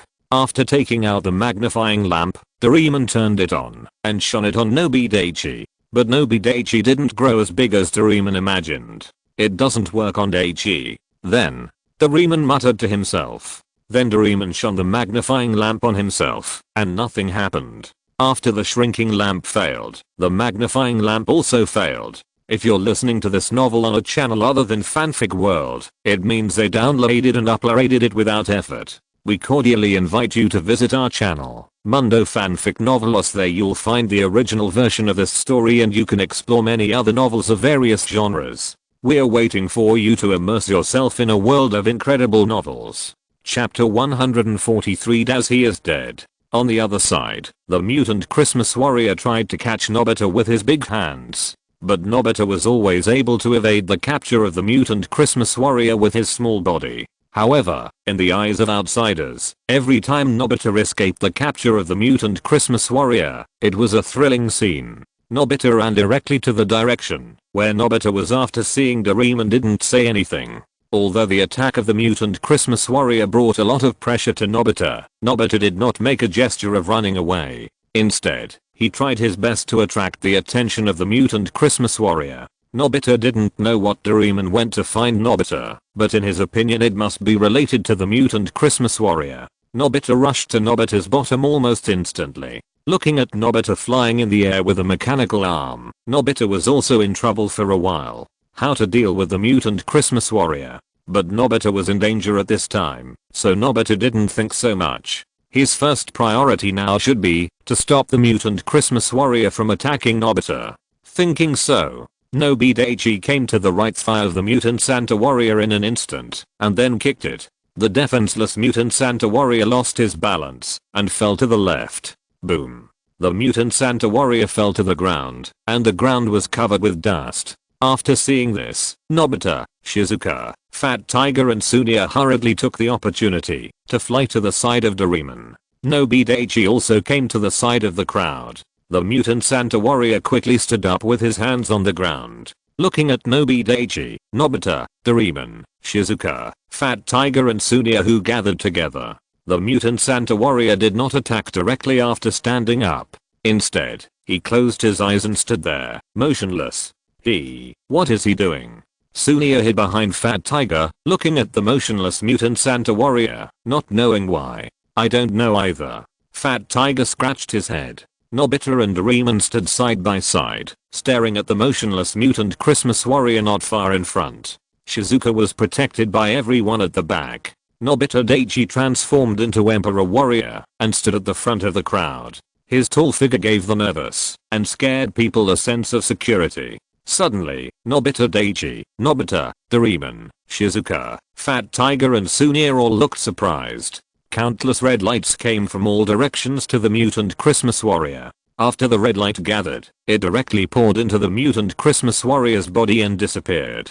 At the same time, Nobi Daichi also felt an increasingly strong sense of danger from the mutant Christmas warrior. No, we can't let the mutant Christmas warrior go on like this. Thinking of this, Nobi Daichi rushed directly in front of the mutant Christmas warrior, trying to interrupt the mutant Christmas warrior from continuing to strengthen his strength. But at this moment, the mutant Christmas warrior, who had his eyes closed, suddenly opened his eyes. He watched Nobi Daichi rushing towards him and punching him. The mutant Santa warrior did not make any move, still absorbing the red light coming from all directions. Although the number of red lights at this time has greatly decreased compared to the beginning, there are still a few red lights flying from time to time. Nobi Daichi's full strength attack finally collided with the mutant Santa warrior. But the next result not only surprised Nobita, Doraemon, Shizuka, Fat Tiger and Sunia. Even Nobi Daichi felt incredible. Nobi Daichi's full strength attack hit the mutant Santa warrior's chest. Not only did it not make the mutant Santa warrior retreat a step, but Nobi Daichi was shocked back by the recoil force. After falling back to the ground from the air, Nobi Daichi knew that he couldn't go on like this. 36 strategies. Running away is the best strategy. So he hurriedly turned around and shouted to Nobita, Doraemon, Shizuka, Fat Tiger and Sunia behind him. You retreat to the real world first. I will hold him back. But the voice had just fallen.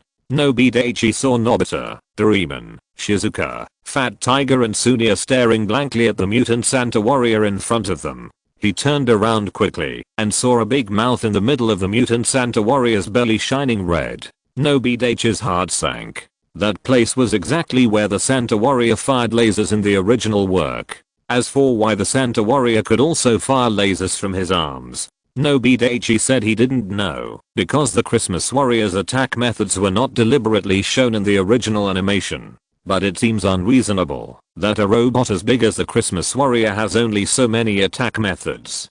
Don't be stunned. Run.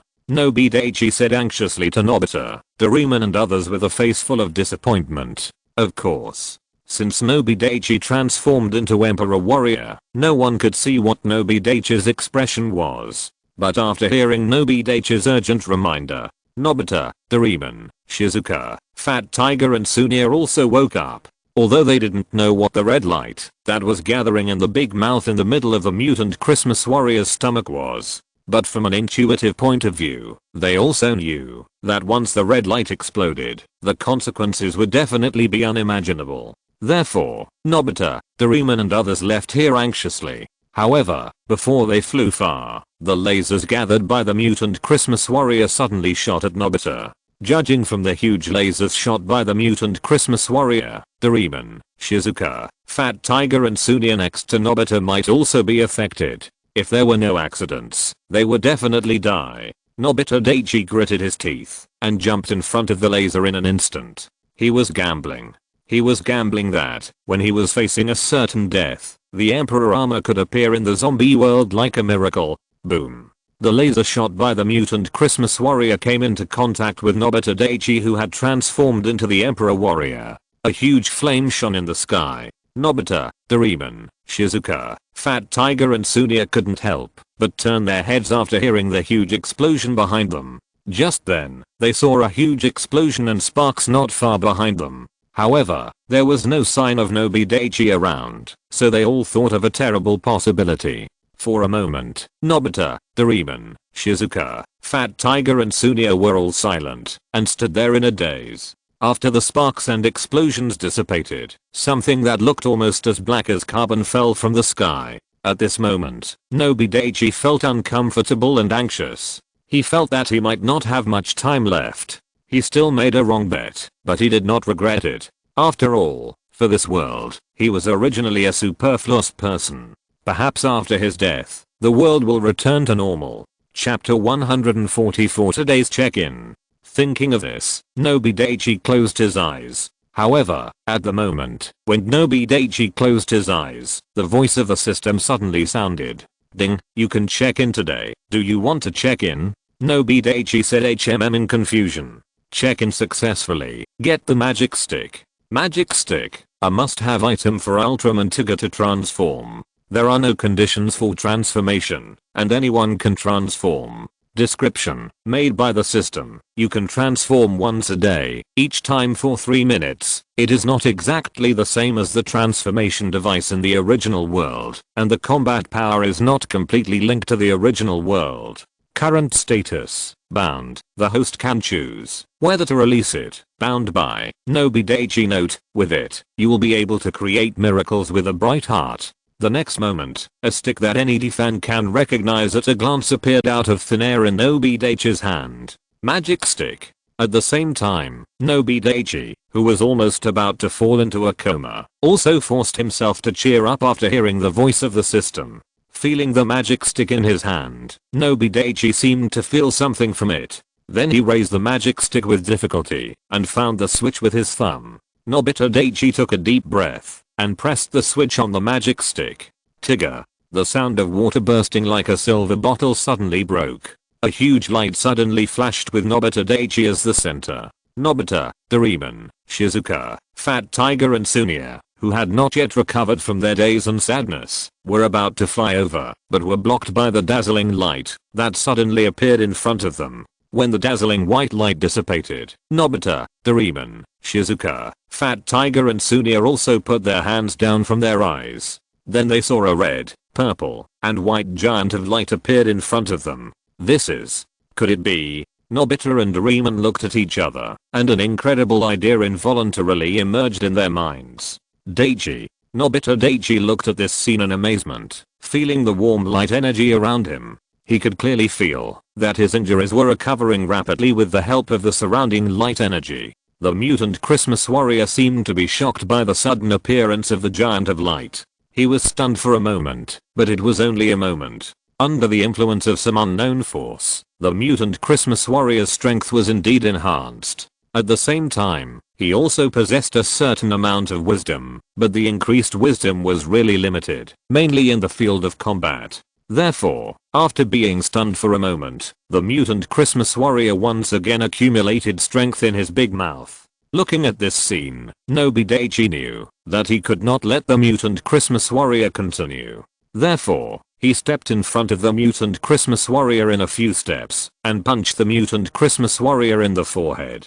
The mutant Christmas warrior stretched out his hands to grab Nobi Daichi's right hand that was bombarding. However, he did not catch it, but was hit in the forehead by Nobi Daichi and fell behind. Bang! After the mutant Christmas warrior fell to the ground, layers of flying dust were splashed. But the mutant Christmas warrior seemed to have no sense of pain and struggled to get up after falling to the ground. But how could Nobi Daichi let this happen? Therefore, he directly rode on the mutant Christmas warrior and punched him. But the next moment, Nobi Daichi's face changed and he rolled to the right. Almost at the moment when Nobi Daichi left the mutant Christmas warrior, a laser suddenly shot out from the mutant Christmas warrior's belly. Seeing this scene, Nobi Daichi subconsciously breathed a sigh of relief. While Nobi Daichi was rolling down, the mutant Christmas warrior directly stood up with his hands on the ground. Then the mutant Christmas warrior suddenly stretched out a sword made of unknown metal from his right arm and slashed at Nobi Daichi. Nobi Daichi stretched out his left hand to block and hit the mutant Christmas warrior with his right hand. The mutant Christmas warrior was directly beaten back a few steps by Nobi Daichi. Looking at Nobi Daichi, who wanted to continue to bully him, the mutant Christmas warrior retracted his right arm, then stretched out his left arm, and a laser shot at Nobi Daichi. Nobi Daichi wanted to try out his strength after transforming into Tigger, so he stood still. The laser shot by the mutant Christmas warrior hit Nobi Daichi directly. Hiss. Feeling the pain on his body, Nobi Daichi took a breath of cold air. The normal attack and laser attack of this mutant Christmas warrior are completely different. At this moment, the mutant Christmas warrior burst out a powerful laser from his belly again. This time, Nobi Daichi didn't dare to resist directly. He moved right and dodged the attack of the mutant Christmas warrior. Realizing that time was running out, Nobi Daichi temporarily knew his strength after transforming into Ultraman Tigger. Then, Zappy Weird Ray. Nobi Daichi made the signature move of Ultraman Tigger and then fired a ray. The moment Nobi Daichi transformed into Ultraman Tigger, he knew in his mind that he had received information about Ultraman Tigger's battles, skill releases, etc. The mutant Christmas warrior was attacked by Nobi Daichi before he had time to react. Zappy Weird Ray. Boom. This time it was the mutant Christmas warrior's turn. With a huge explosion and sparks flying, the mutant Christmas warrior disappeared from this world. After the mutant Santa Samurai was killed by Nobi Daichi, the red light that had originally gathered on the mutant Santa Samurai disappeared. At the same time, the red light hidden in Doraemon's various props also disappeared. Then Nobi Daichi transformed into Ultraman Tigger and suddenly turned into light and then disappeared. After Ultraman Tigger turned into light and dissipated, Nobi Daichi also stood firmly in the same place. Nobita, Doraemon, Shizuka, Fat Tiger and Sunia took a while to react after seeing this situation. Then everyone flew to Nobita Daichi's location. Looking at the concerned look in everyone's eyes, Nobita Daichi just said lightly, "I'm fine." Nobita and Doraemon originally had a lot of things to say to Nobi Daichi, but at this time they couldn't say anything. As for Nobi Daichi's transformation into Ultraman Tiger, no one asked. Shizuka, Fat Tiger and Sunia all relaxed greatly after seeing that Nobi Daichi was fine. Doraemon simply said after hearing what Nobi Daichi said, "Let's go back first." No one else had any opinions. After all, they had experienced such a dangerous situation in a short period of time, and they really needed a good rest. Then Doraemon took out another bamboo dragonfly from the 4-dimensional pocket and handed it to Nobi Daichi. After seeing the bamboo dragonfly being inserted into Nobi Daichi's head, Doraemon took the lead and flew to Nobi's house in this world. When everyone came to the street, they saw robots one after another. Nobita, Doraemon, Shizuka, Fat Tiger and Sunia immediately became nervous after seeing this scene. After all, these robots not only run on the ground, but also fly in the sky. However, Nobita and Doraemon relaxed a little after seeing that the eyes of those robots had returned to normal. Nobi Daichi's eyes were fixed because he saw Lulu being dragged by two robots. Don't ask about the protagonist's clothes. Chapter 145 Surrounded. Nobita and Doraemon also saw Lulu being dragged by two robots. As for Shizuka, Fat Tiger and Sunia, they followed the gaze of Nobita and Doraemon and saw Lulu. That girl. Shizuka felt a little distressed when she saw Lulu being dragged by two robots. In this situation, she completely forgot that there were other people in the mirror world besides them. After all, in order to prevent the real world from communicating with the mirror world, Nobita had already destroyed the entrance and exit of the mirror world. "Everyone, let's save that girl." Shizuka turned around and looked at Nobita, Doraemon, Fat Tiger and Sunia, with a pleading look in her eyes. At the same time, she pointed a finger at Lulu being dragged by two robots. After hearing this, Nobita and Doraemon hesitated a little because they knew that Lulu was not a friendly party. As for Fat Tiger and Sunia, they felt that Lulu was quite pitiful, so they also wanted to save Lulu from the robots. But how could there be other people besides us in the mirror world? Sunia looked at Lulu being dragged by two robots not far away, and suddenly such a question popped up in his mind. Unless she is not human. This thought shocked Sunia himself. After all, judging from Lulu's appearance, Lulu is really no different from humans on Earth. However, because Lulu was facing down, and her back was facing backwards, Shizuka, Fat Tiger and Sunia could not see what was in front of Lulu. Otherwise, they would probably not have thought of saving Lulu. After all, they had just been chased by the mutant Santa warriors, and were really scared of the robots. But they said nothing, just waiting for Nobi Daichi, Nobita and Doraemon to make a decision. Of course, Fat Tiger and Sunia were mainly waiting for Doraemon to make a decision. Save her. When everyone was thinking, Nobi Daichi looked at Lulu who was about to disappear at the corner of the street, and suddenly said. Then he took out the hidden 01 driver and the metal atom cluster locust program sublimation key from the system space. In simple terms, it is to take out the necessary items for Kamen Rider to transform. As for why Nobi Daichi didn't transform into Emperor Man immediately, it's not that he didn't want to, but that he couldn't. As for the specific reason, Nobi Daichi didn't know either.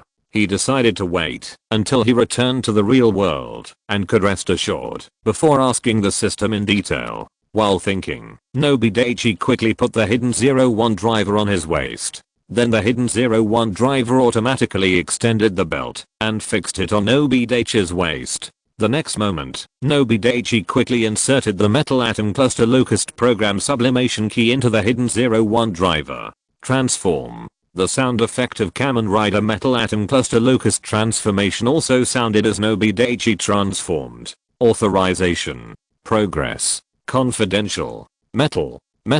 High quality. Hoo la la. Countless silver white metal atomic cluster locusts suddenly emerged in groups and rushed to wrap around Nobi Daichi. When all the silver white metal atomic cluster locusts disappeared, Nobi Daichi also completed the transformation. Nobi Daichi, who transformed into Kamen Rider, metal atomic cluster locust, was covered with silver white armor all over his body. Kamen Rider 01, metal atomic cluster locust form. Nobita, Doraemon, Shizuka, Fat Tiger and Sunia looked at Nobi Daichi. Suddenly, he transformed into a Kamen Rider they had never seen before, and they were all stunned for a moment. Hey, how come Daichi has two different armors? Doraemon scratched his head, not knowing why. At the beginning, Nobi Daichi only made 5 sets of Kamen Rider armor, and all of them were given to him, so why now? Doraemon also suddenly remembered. All the armors created by Nobi Daichi are in his 4-dimensional pocket, so how did Daichi transform just now? Could it be that Nobi Daichi made more than 5 sets of Kamen Rider armor? But excluding him, there are only 5 of them? Doraemon was a little confused. But he didn't think much about it. He just watched Nobi Daichi transform into Kamen Rider armor, and then went straight to save Lululu. In the form of Metal Cluster Locust, Nobi Daichi's speed is 1.2 seconds per 100 meters. Although it is completely incomparable to the flying speed of Falcon form, it is much faster than the speed of Falcon form on land. They were only a few hundred meters away from Lululu, so Nobi Daichi rushed to the 2 robots dragging Lululu in a few seconds. Ha! Earthlings! Attack! The 2 robots dragging Lululu didn't hesitate. After putting Lululu on the ground, they rushed directly towards Nobi Daichi. Nobi Daichi had no intention of entangled with the 2 robots. After seeing the 2 robots rushing towards him, he kicked the robot on the right away with a random kick. Then he kicked the other robot that hadn't reacted yet. Looking at Lululu lying face down, Nobi Daichi walked straight towards her. The robots around seemed to have discovered that Nobi Daichi wearing Kamen Rider armor was not their man. Then they rushed towards Nobita Daichi. Nobita Daichi didn't want to fight. He bent down and picked up Lululu and ran towards Nobita, Doraemon, Shizuka, Fat Tiger and Sunia. Looking at Nobita Daichi who came back with Lululu and the robots chasing him behind him, Doraemon didn't dare to hesitate and took the lead to fly towards Nobita's house in the mirror world. Swish! A flying robot suddenly flew in the air and stretched out 2 mechanical arms to grab Nobita. Nobita. Seeing this scene, Doraemon, Shizuka, Fat Tiger and Sunia all exclaimed. Doraemon hurriedly took out the air cannon from the 4-dimensional pocket. Bang! Boom! The cannonballs formed by the air directly hit the flying robot that grabbed Nobita. The flying robot didn't have the abnormal defense of the mutant Santa Samurai, and it was not affected by the erosion of the strange red light at this time. The combat power and defense power are just the original status. Therefore, Doraemon restored the normal air cannon and directly hit the flying robot that caught Nobita, causing black smoke to come out. The flying robot that caught Nobita naturally released its 2 mechanical arms without any accident. Because Nobita was holding a bamboo dragonfly, he did not fall down after getting rid of the flying robot and was still flying in the air. Looking at the flying robots in other directions converging towards them, Doraemon shouted hurriedly, Nobita, Shizuka, Fat Tiger, Sunia, come to me. Welcome to point out any typos or incoherent sentences. Chapter 146, Rest. Doraemon called Nobita, Shizuka, Fat Tiger and Sunia to rush over to him and quickly took out various props from the 4-dimensional pocket. Nobita Daichi below was a little anxious when he saw the thrilling scene that Nobita just faced. But he was relieved when he saw that Nobita was immediately rescued by Doraemon. After Nobita, Shizuka, Fat Tiger and Sunia came to Doraemon, Doraemon immediately distributed the props taken out of the 4-dimensional pocket to everyone. The props that Doraemon took out were all attack types. Because the strange red light was no longer affected, Doraemon's props returned to their original power. Then everyone rushed to Nobita's house together. Nobita, Doraemon and others flying in the air drove away the flying robots approaching them from time to time. As for Nobita Daichi, he kept shuttling among the robots. Doraemon and others were faster than Nobita Daichi because there were few flying robots. Therefore, Doraemon, Nobita, Shizuka, Fat Tiger and Sunia arrived at their destination soon. As for Nobita Daichi, although his speed was not slow, he was hindered by the robots surrounding him from all sides. He arrived at Nobita's house in the mirror world a little later than Nobita, Doraemon and others, but he was almost right behind them. Although the house of Nobita in the mirror world was not intact, the degree of damage was not too great. At least the general structure still existed and was not destroyed. Nobita, Doraemon and others hurried to the bathroom of Nobita's house. After them, Nobita Daichi also came to the bathroom of Nobita's house with Lelulu in his arms. With Nobita Daichi came a large group of robots chasing him. When Nobita Daichi put Lelulu on the bathroom floor and showed Lelulu to Nobita, Doraemon, Shizuka, Fat Tiger and Sunia, Nobita, Doraemon and others were all shocked. Lelulu, that beautiful girl, turned out to be a robot. Because Lelulu was placed flat on the floor by Nobi Daichi with the front side facing up, they all saw the inside of Lelulu's body. They saw various mechanical components flashing with electric sparks. The few people who had originally firmly decided to bring Lelulu back to the real world hesitated. But Nobi Daichi didn't care whether Nobita, Doraemon and others hesitated. After putting Lelulu on the ground, while urging Doraemon to quickly fix the entrance and exit of the mirror world, he walked to the door and looked at the dozens of robots. Because the door was small, only a few robots could enter at a time. The first few robots that came in rushed directly towards Nobi Daichi. Nobi Daichi immediately grabbed one of them and threw it around. The robots surrounding Nobi Daichi were directly knocked away by the robot in Nobi Daichi's hand. As for Nobita, Shizuka, Fat Tiger and Sunia, they were behind Nobi Daichi on the second step. Their main task was to prevent the robots that slipped through the net from coming in. As for Doraemon, he was busy in the bathroom. Although the whole town was destroyed by the mutant Santa Warrior and other robots, Doraemon was thankful that the bathroom could still drain water, otherwise it would be troublesome. Looking at the rising water level in the bathtub, Doraemon said anxiously, "Hurry up, hurry up." Nobi Daichi was bravely killing the enemy in front. But Nobita, Shizuka, Fat Tiger and Sunia, who were guarding against the fish that slipped through the net behind Nobi Daichi, did not focus on Nobi Daichi. They looked at each other, and Sunia couldn't help but say first, "Do we really want to bring that robot back to the real world? This?" Everyone else lowered their heads and remained silent. "Be careful." Suddenly Nobita shouted, waking up the others. Bang! Boom! A robot that was only a few meters away from Sunia was directly blown away by the air cannon. Sunia also woke up suddenly. Then cold sweat continued to seep from Sunia's forehead. The situation just now was really thrilling. "Let's not discuss this for now, let's resist the robots first," Shizuka said calmly at this rare time. Nobita, Fat Tiger and Sunia did not speak, but just nodded in agreement. Finally, Doraemon fixed the entrance and exit of the mirror world. "Everyone, it's done, come in." At the bathroom door, Doraemon said to Nobita, Shizuka, Fat Tiger and Sunia who were standing in the corridor. In order to prevent Nobita Daichi who was blocking the robots at the door from not hearing, Doraemon also deliberately amplified the sound. Nobita, Shizuka, Fat Tiger and Sunia hurried into the bathroom one after another after hearing what Doraemon said. After arriving in the bathroom, Doraemon asked Nobita, Shizuka, Fat Tiger and Sunia to get in one by one. Nobita Daichi at the door naturally heard Doraemon say that the entrance and exit of the mirror world was completed. Therefore, the instantaneous burst of speed was almost teleportation in the eyes of outsiders. Nobita Daichi quickly appeared in front of several robots at a speed that was almost teleportation in the eyes of outsiders. The next moment, when Nobi Daichi appeared at the door again, several robots that were close to him exploded almost at the same time, making a loud noise, accompanied by flames. Nobi Daichi did not hesitate, and stepped forward, and appeared in the corridor, and then entered the bathroom. Doraemon got into the bathtub, after seeing Nobi Daichi coming in. Nobi Daichi also followed closely, and returned to the real world through the entrance and exit of the mirror world. Of course, Nobi Daichi did not forget Lelulu lying on the ground. He hugged Lelulu with both hands, before entering the bathtub.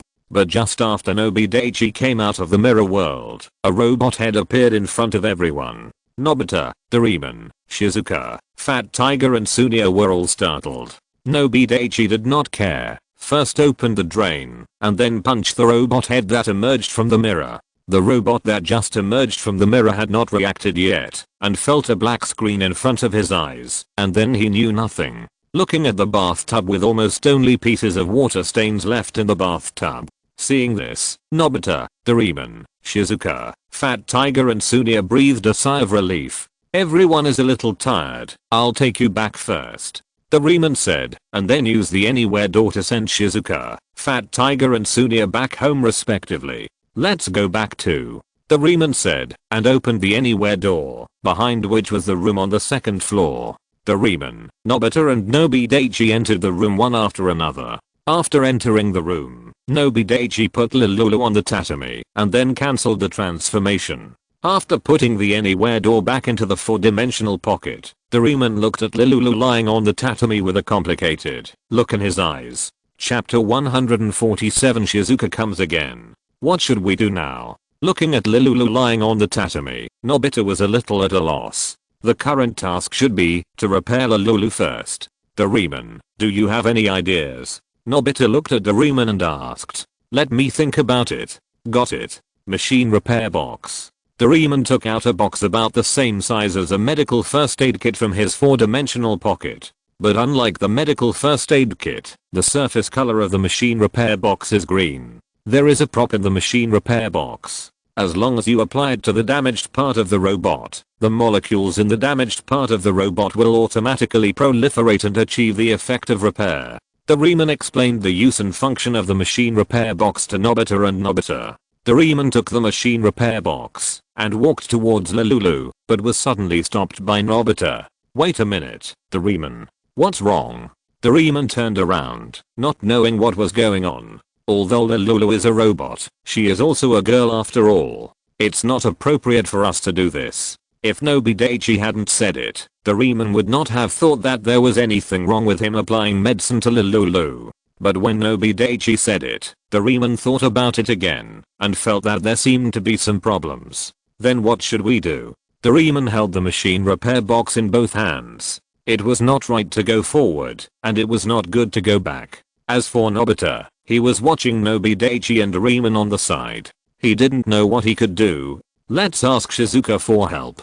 Nobi Daichi almost blurted out, because it was Shizuka who repaired Lulu in the original book. After all, Shizuka is also a girl. Fearing that Doraemon and Nobita would not understand, Nobi Daichi explained one more sentence. That's great. Doraemon said happily. Then he put the machine repair box on the desk and took out the random door from the 4-dimensional pocket. Open the random door, and the door outside is the door of Shizuka's house. Shizuka. Shizuka. After walking out of the anywhere door, Doraemon came to the front door of Shizuka's house. Then he shouted Shizuka's name loudly at the door. Click. As the door opened, Shizuka's figure also appeared behind the door. Doraemon, what's wrong? Is there something wrong? Shizuka pulled the door with her little hand and asked in confusion. Shizuka, although I'm sorry, we still have to trouble you for something. Doraemon scratched his head embarrassedly. Shizuka had just experienced such a dangerous situation. She hadn't calmed down and rested well yet, and they were going to trouble Shizuka again. Originally, they wanted to wait until Shizuka had rested enough and then fix Lulu later.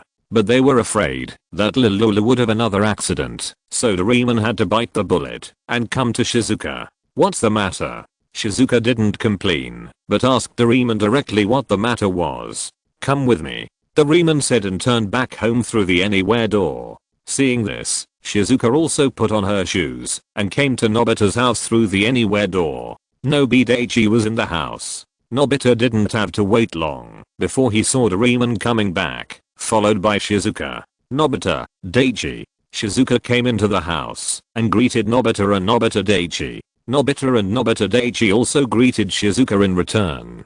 To be honest, Nobita was still a little happy. He didn't expect that he would see Shizuka again after such a short while. Although it was Shizuka who came to help them. What's the matter, Doraemon? After entering the room on the second floor through the arbitrary door, Shizuka asked again. This time, Doraemon didn't play it safe like before, but explained to Shizuka. We want you to help us repair Lulu. Oh, that robot. When Doraemon said this, he pointed his finger at Lulu lying on the tatami. So the robot girl is called Lulu. After hearing what Doraemon said, Shizuka understood a little. But I don't know how to repair robots. Shizuka said apologetically. You don't have to fix it, just use this. Doraemon walked to the desk, took down the machine repair box, and then walked to Shizuka and said, what is this? Hearing Shizuka's question, Doraemon explained the usage and function of the machine repair box again. Is that so? Leave it to me then.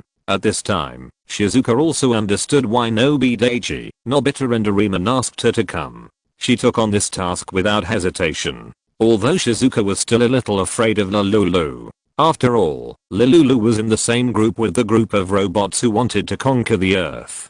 But the kind nature hidden in Shizuka's heart made her have almost no hesitation in repairing Lululu. But before repairing Lululu, please go out first. Nobi Daichi, Nobita and Doraemon naturally knew that they had to avoid it, so they walked out of the room one by one. After Nobi Daichi, Nobita and Doraemon walked out of the room and closed the door. Shizuka then looked at Lululu lying on the tatami.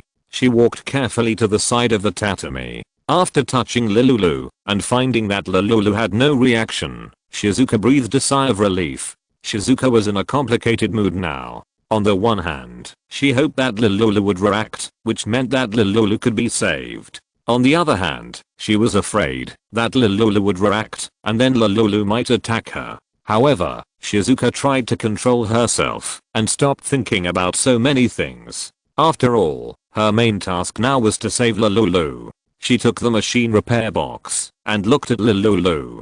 Shizuka suddenly stopped. Then she put the machine repair box on the tatami and ran to the door. After opening a gap, Shizuka said to Nobi Daichi, Nobita and Doraemon who were standing outside, "Please bring a basin of water and a towel." After saying that, Shizuka closed the door again. The reason why she wanted these things was to clean Lululu's body. After hearing what Shizuka said, Nobi Daichi vaguely guessed something.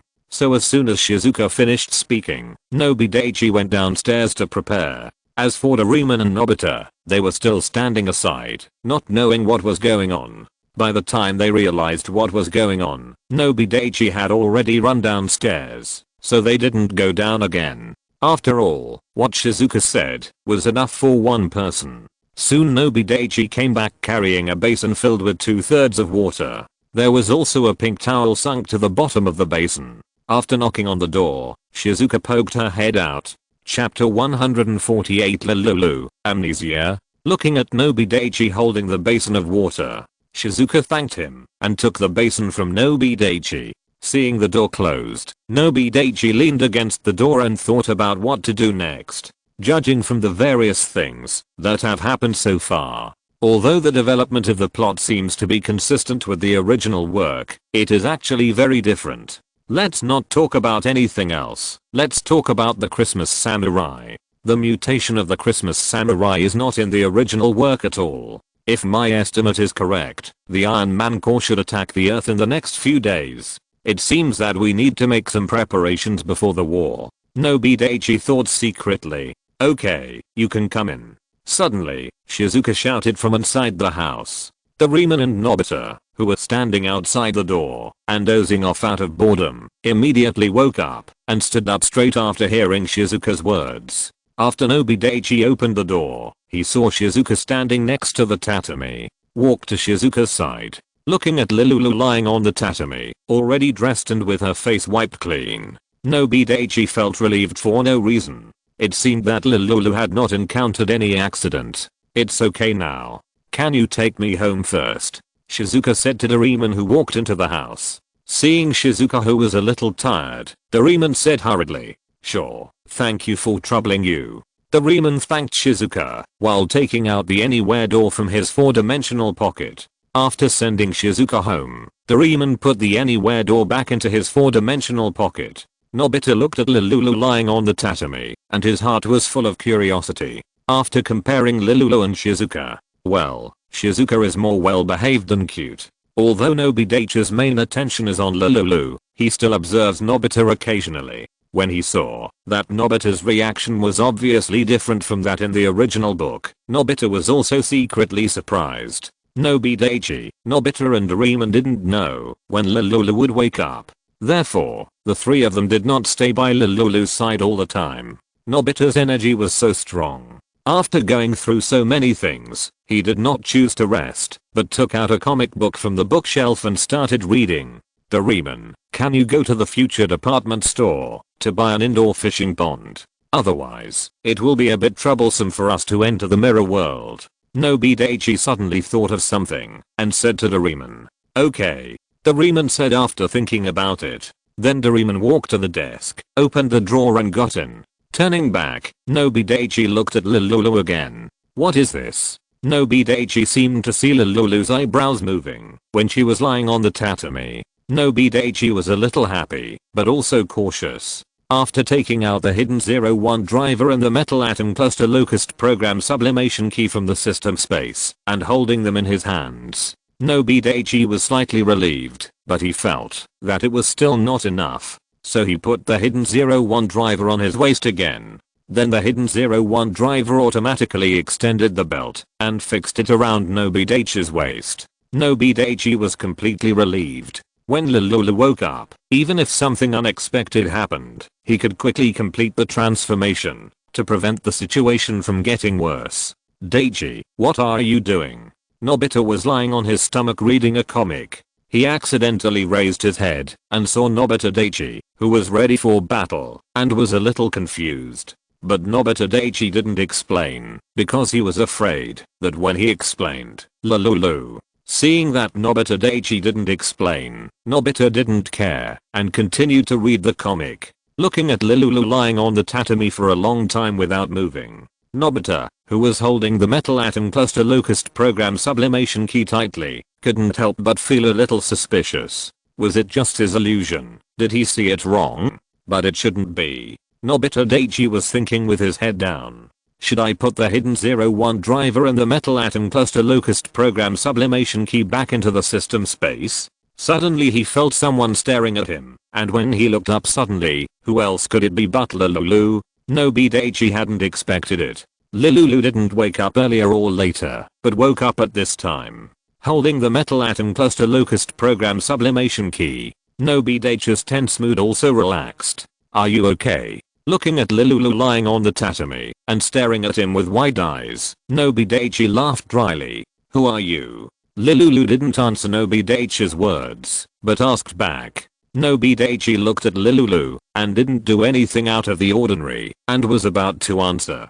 Lulu suddenly said, "Ah, I know, you are Daisuke." Nobi Daichi. "But who am I?" Lulu said with confusion. Looking at Lulu's expression, that didn't seem to be fake, Nobi Daichi suddenly had an idea that scared him. Will Lulu lose her memory? Although it is not appropriate to use the word amnesia for a robot, Nobi Daichi did not think much about it at this time. "Where is this again?" Lulu turned her head and looked at the various furnishings in the room curiously. Nobita knew that Lulu had woken up after hearing Lulu's words, so he put down the comics and walked to Lulu's side. However, he was still a little afraid of Lulu, so he stood quite far away from Lulu. Looking at Nobita who was walking over, Lulu glanced at her and then stopped paying attention. Seeing that Nobita Daichi did not answer her question, Lulu repeated her question to Nobita Daichi. "Daisuke, who am I, and where is this place?" Looking at Lulu, whose personality was very different from before, Nobita Daichi was a little at a loss for a moment.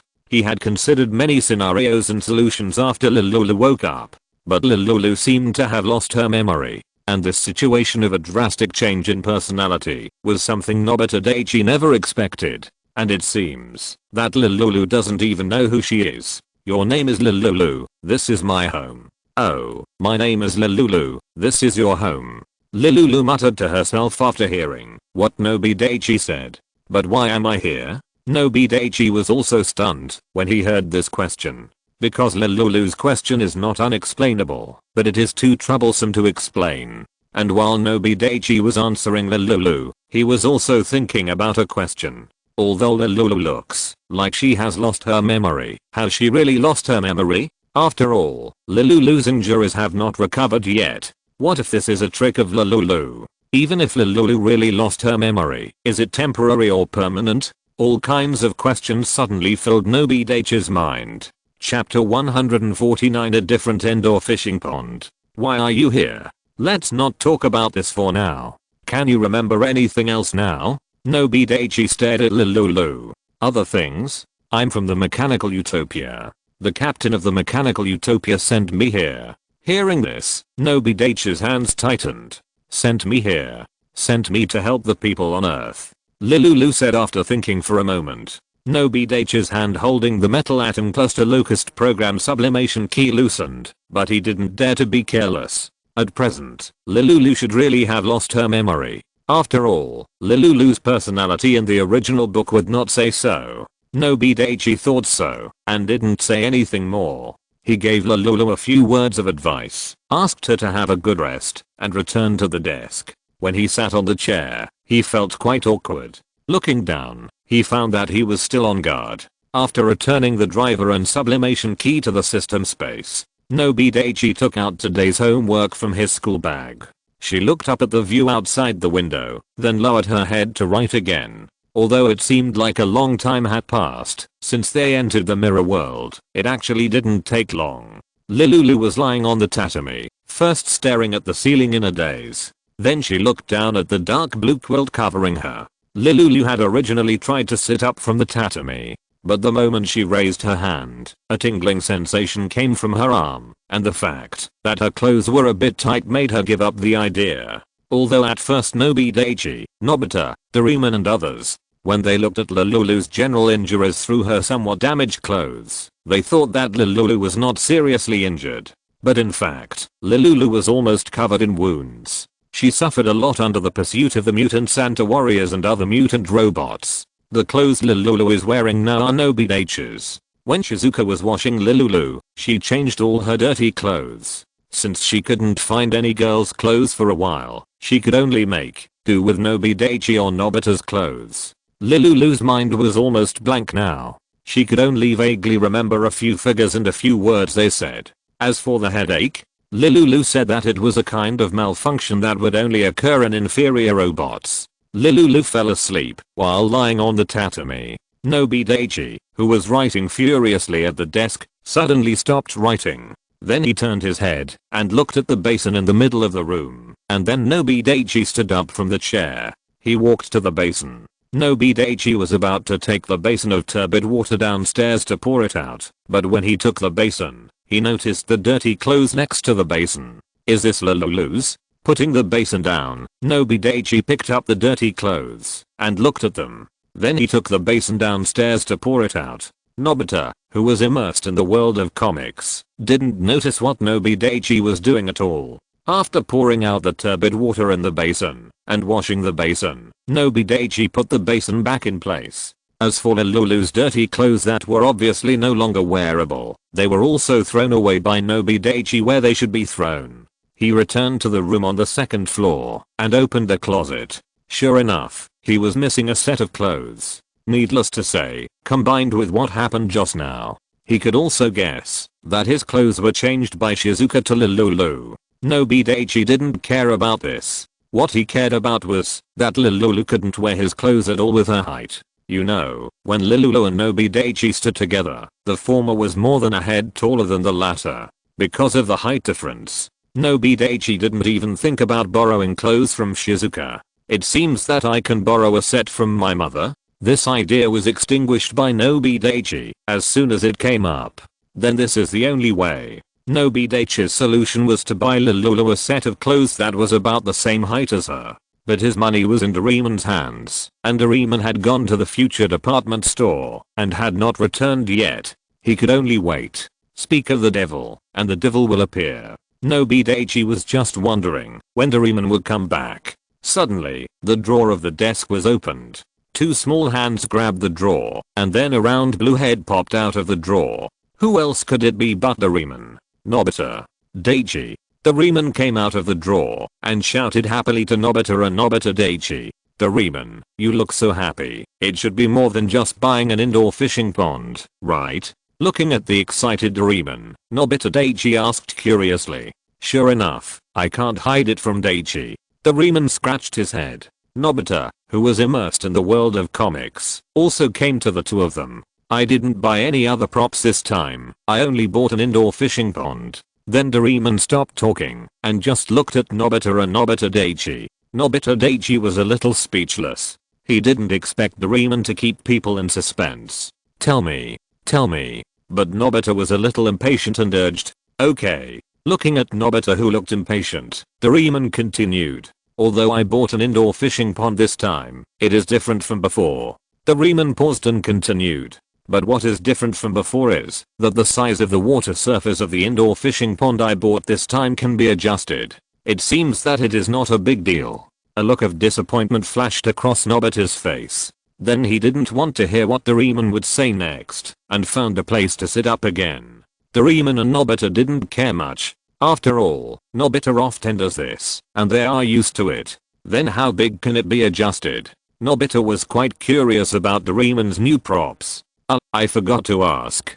Doraemon scratched his head embarrassedly. Okay. Nobita was also a little helpless. Nobita and Doraemon didn't say anything next. Dazzy, how is Lululu? Doraemon asked curiously, looking at Lululu lying on the tatami, covered with a dark blue quilt. Nobi Daichi looked at Lululu, who closed her eyes and fell asleep, and briefly explained to Doraemon some of Lululu's situation. What? When Doraemon heard that Lululu might have lost her memory, he couldn't help but exclaimed. Doraemon didn't know whether he should be happy or sad about Lululu's possible memory loss. But no matter what, if Lululu really lost her memory, according to what Nobi Daichi said, judging from the current situation, it is still more beneficial than harmful for them. Chapter 150, Clothes Problem. Explaining to Doraemon. Nobi Daichi suddenly thought of a very important question. He hasn't bought clothes for Lululu yet. After thinking of this question, Nobi Daichi hurriedly stopped Doraemon, who was walking towards the door and didn't know what to do. Daichi. Doraemon turned his head and asked in confusion. I want you to buy a set of clothes for Lululu. Nobi Daichi then explained the reason to Doraemon. Oh, so, leave it to me. But then Doraemon seemed to have thought of something. Doraemon, who had already walked to the door, turned back again. Actually, it doesn't have to be so troublesome. Looking at Nobi Daichi, who didn't understand, Doraemon said, what's wrong? Just use this. Doraemon took out a suit from his pocket. From the surface, it was no different from an ordinary suit, but Nobi Daichi knew it wouldn't be that simple. After all, the things Doraemon took out from the 4-dimensional pocket were rarely ordinary. This is a gift from the merchant. When I bought the upgraded indoor fishing pond at the future department store. Doraemon took the initiative to explain without waiting for Nobi Daichi to ask. Oh. Nobi Daichi was stunned. He didn't expect that buying things and giving gifts would also exist in the future. But think about it. This method is generally tried and tested by merchants, and consumers are also happy to accept it. Of course, different merchants give different gifts, and there are good and bad ones. But these have nothing to do with Nobi Daichi. Doraemon spread out the suit and showed it in front of Nobi Daichi, estimating the size of the suit. It is almost the same for Nobi Daichi or Nobita now, but it looks a little small for Lululu. And putting a suit on a girl like Lululu, it's not impossible, but it's a little. After saying so much, the most important thing is that the suit Doraemon took out of the 4-dimensional pocket is too small. Don't judge this dress by its appearance. Doraemon continued. Then, under the watchful eyes of Nobi Daichi, Doraemon put on the suit. Since the suit was a little too big for Doraemon, Doraemon looked quite cute in the suit. This made Nobi Daichi want to laugh for some reason. After putting on the suit, Doraemon faced Nobi Daichi directly. Watch out. After reminding Nobi Daichi, Doraemon started the next action. Under the watchful eyes of Nobi Daichi, the suit on Doraemon gradually shrank and soon became a good fit. Nobi Daichi seemed very calm about this, as if he had expected this. Doraemon looked at Nobi Daichi, who was unmoved and felt a little strange. Why was Daichi not surprised at all? But Doraemon didn't think too much. Under Doraemon's control, the suit kept changing styles on Doraemon. Among the changing styles, there were short sleeves, long sleeves, and other styles. Daichi Nobi was not as calm as before when he saw this, and he exclaimed in admiration. Although such clothes are very common in the era of Doraemon in this world, but when Daichi Nobi saw it with his own eyes, he was still amazed. After giving Daichi Nobi a brief demonstration, Doraemon took off the clothes from his body. This clothes can not only automatically detect height, shortness, and fatness and change to the appropriate size, it can also change into almost all known styles of clothes. Daichi Nobi nodded. From Doraemon's demonstration just now, he also guessed some of the functions of this gift. Not only that, it can also automatically clean dirty substances at all times. Doraemon added. Anything else? Daichi Nobi asked. No more. Doraemon shook his head. After all, this dress is just a gift from the merchant. How good can it be? Then, what energy does this dress need to operate these functions? To be honest, Daichi Nobi was really curious about this. Solar energy. There are many miniature solar collectors on this dress, which can be used to collect heat energy. Doraemon replied. Solar energy. Nobi Daichi thought to himself, which was a little different from what he thought. After all, the sun doesn't come out every day. Nobi Daichi asked his question. After hearing Nobi Daichi's question, Doraemon said without any care, the solar energy I'm talking about is the energy required for the 3 functions of this dress to fit, change styles, and automatically clean. Even if this dress has no energy, it's just these 3 functions that can't be used. But even though these 3 functions can't be used, it will still maintain the changed appearance before it ran out of energy. Besides, this dress doesn't run out of power so easily. Hearing Doraemon's explanations, Nobi Daichi also regretted asking the previous question, because even if he didn't ask this question, he would have thought of it. After all, the merchant of this dress would not be unaware of these small problems after researching this dress, and would not solve them, right? After handing the clothes to Nobi Daichi, Doraemon opened the door and went out, looking at the clothes in his hands. Looking at Doraemon who walked out of the house, Nobi Daichi had some doubts in his heart. What does Doraemon always go out for? Help his mother buy groceries? Or, shaking his head, he stopped thinking about these messy things. Looking at the clothes in his hand, Nobi Daichi decided to put the clothes next to Lulu first. After all, this suit that Doraemon took out from the 4-dimensional pocket. Oh, no, now it is short-sleeved, and it is really no different from ordinary clothes. But Nobi Daichi thought of another problem and stopped. This dress only has the upper body. But according to what Doraemon said, this dress should also be able to transform into the lower body. After all, it is impossible for a person to wear this kind of clothes on the upper body and ordinary clothes or other types of clothes on the lower body, right? It's not impossible, but the original merchant probably won't let such a thing happen. After all, that would damage their interests. But we should wait for Doraemon to come back before asking about this. When Nobi Daichi turned around and wanted to walk to Lulu's side, he found that Lulu had woken up without knowing when. You woke up?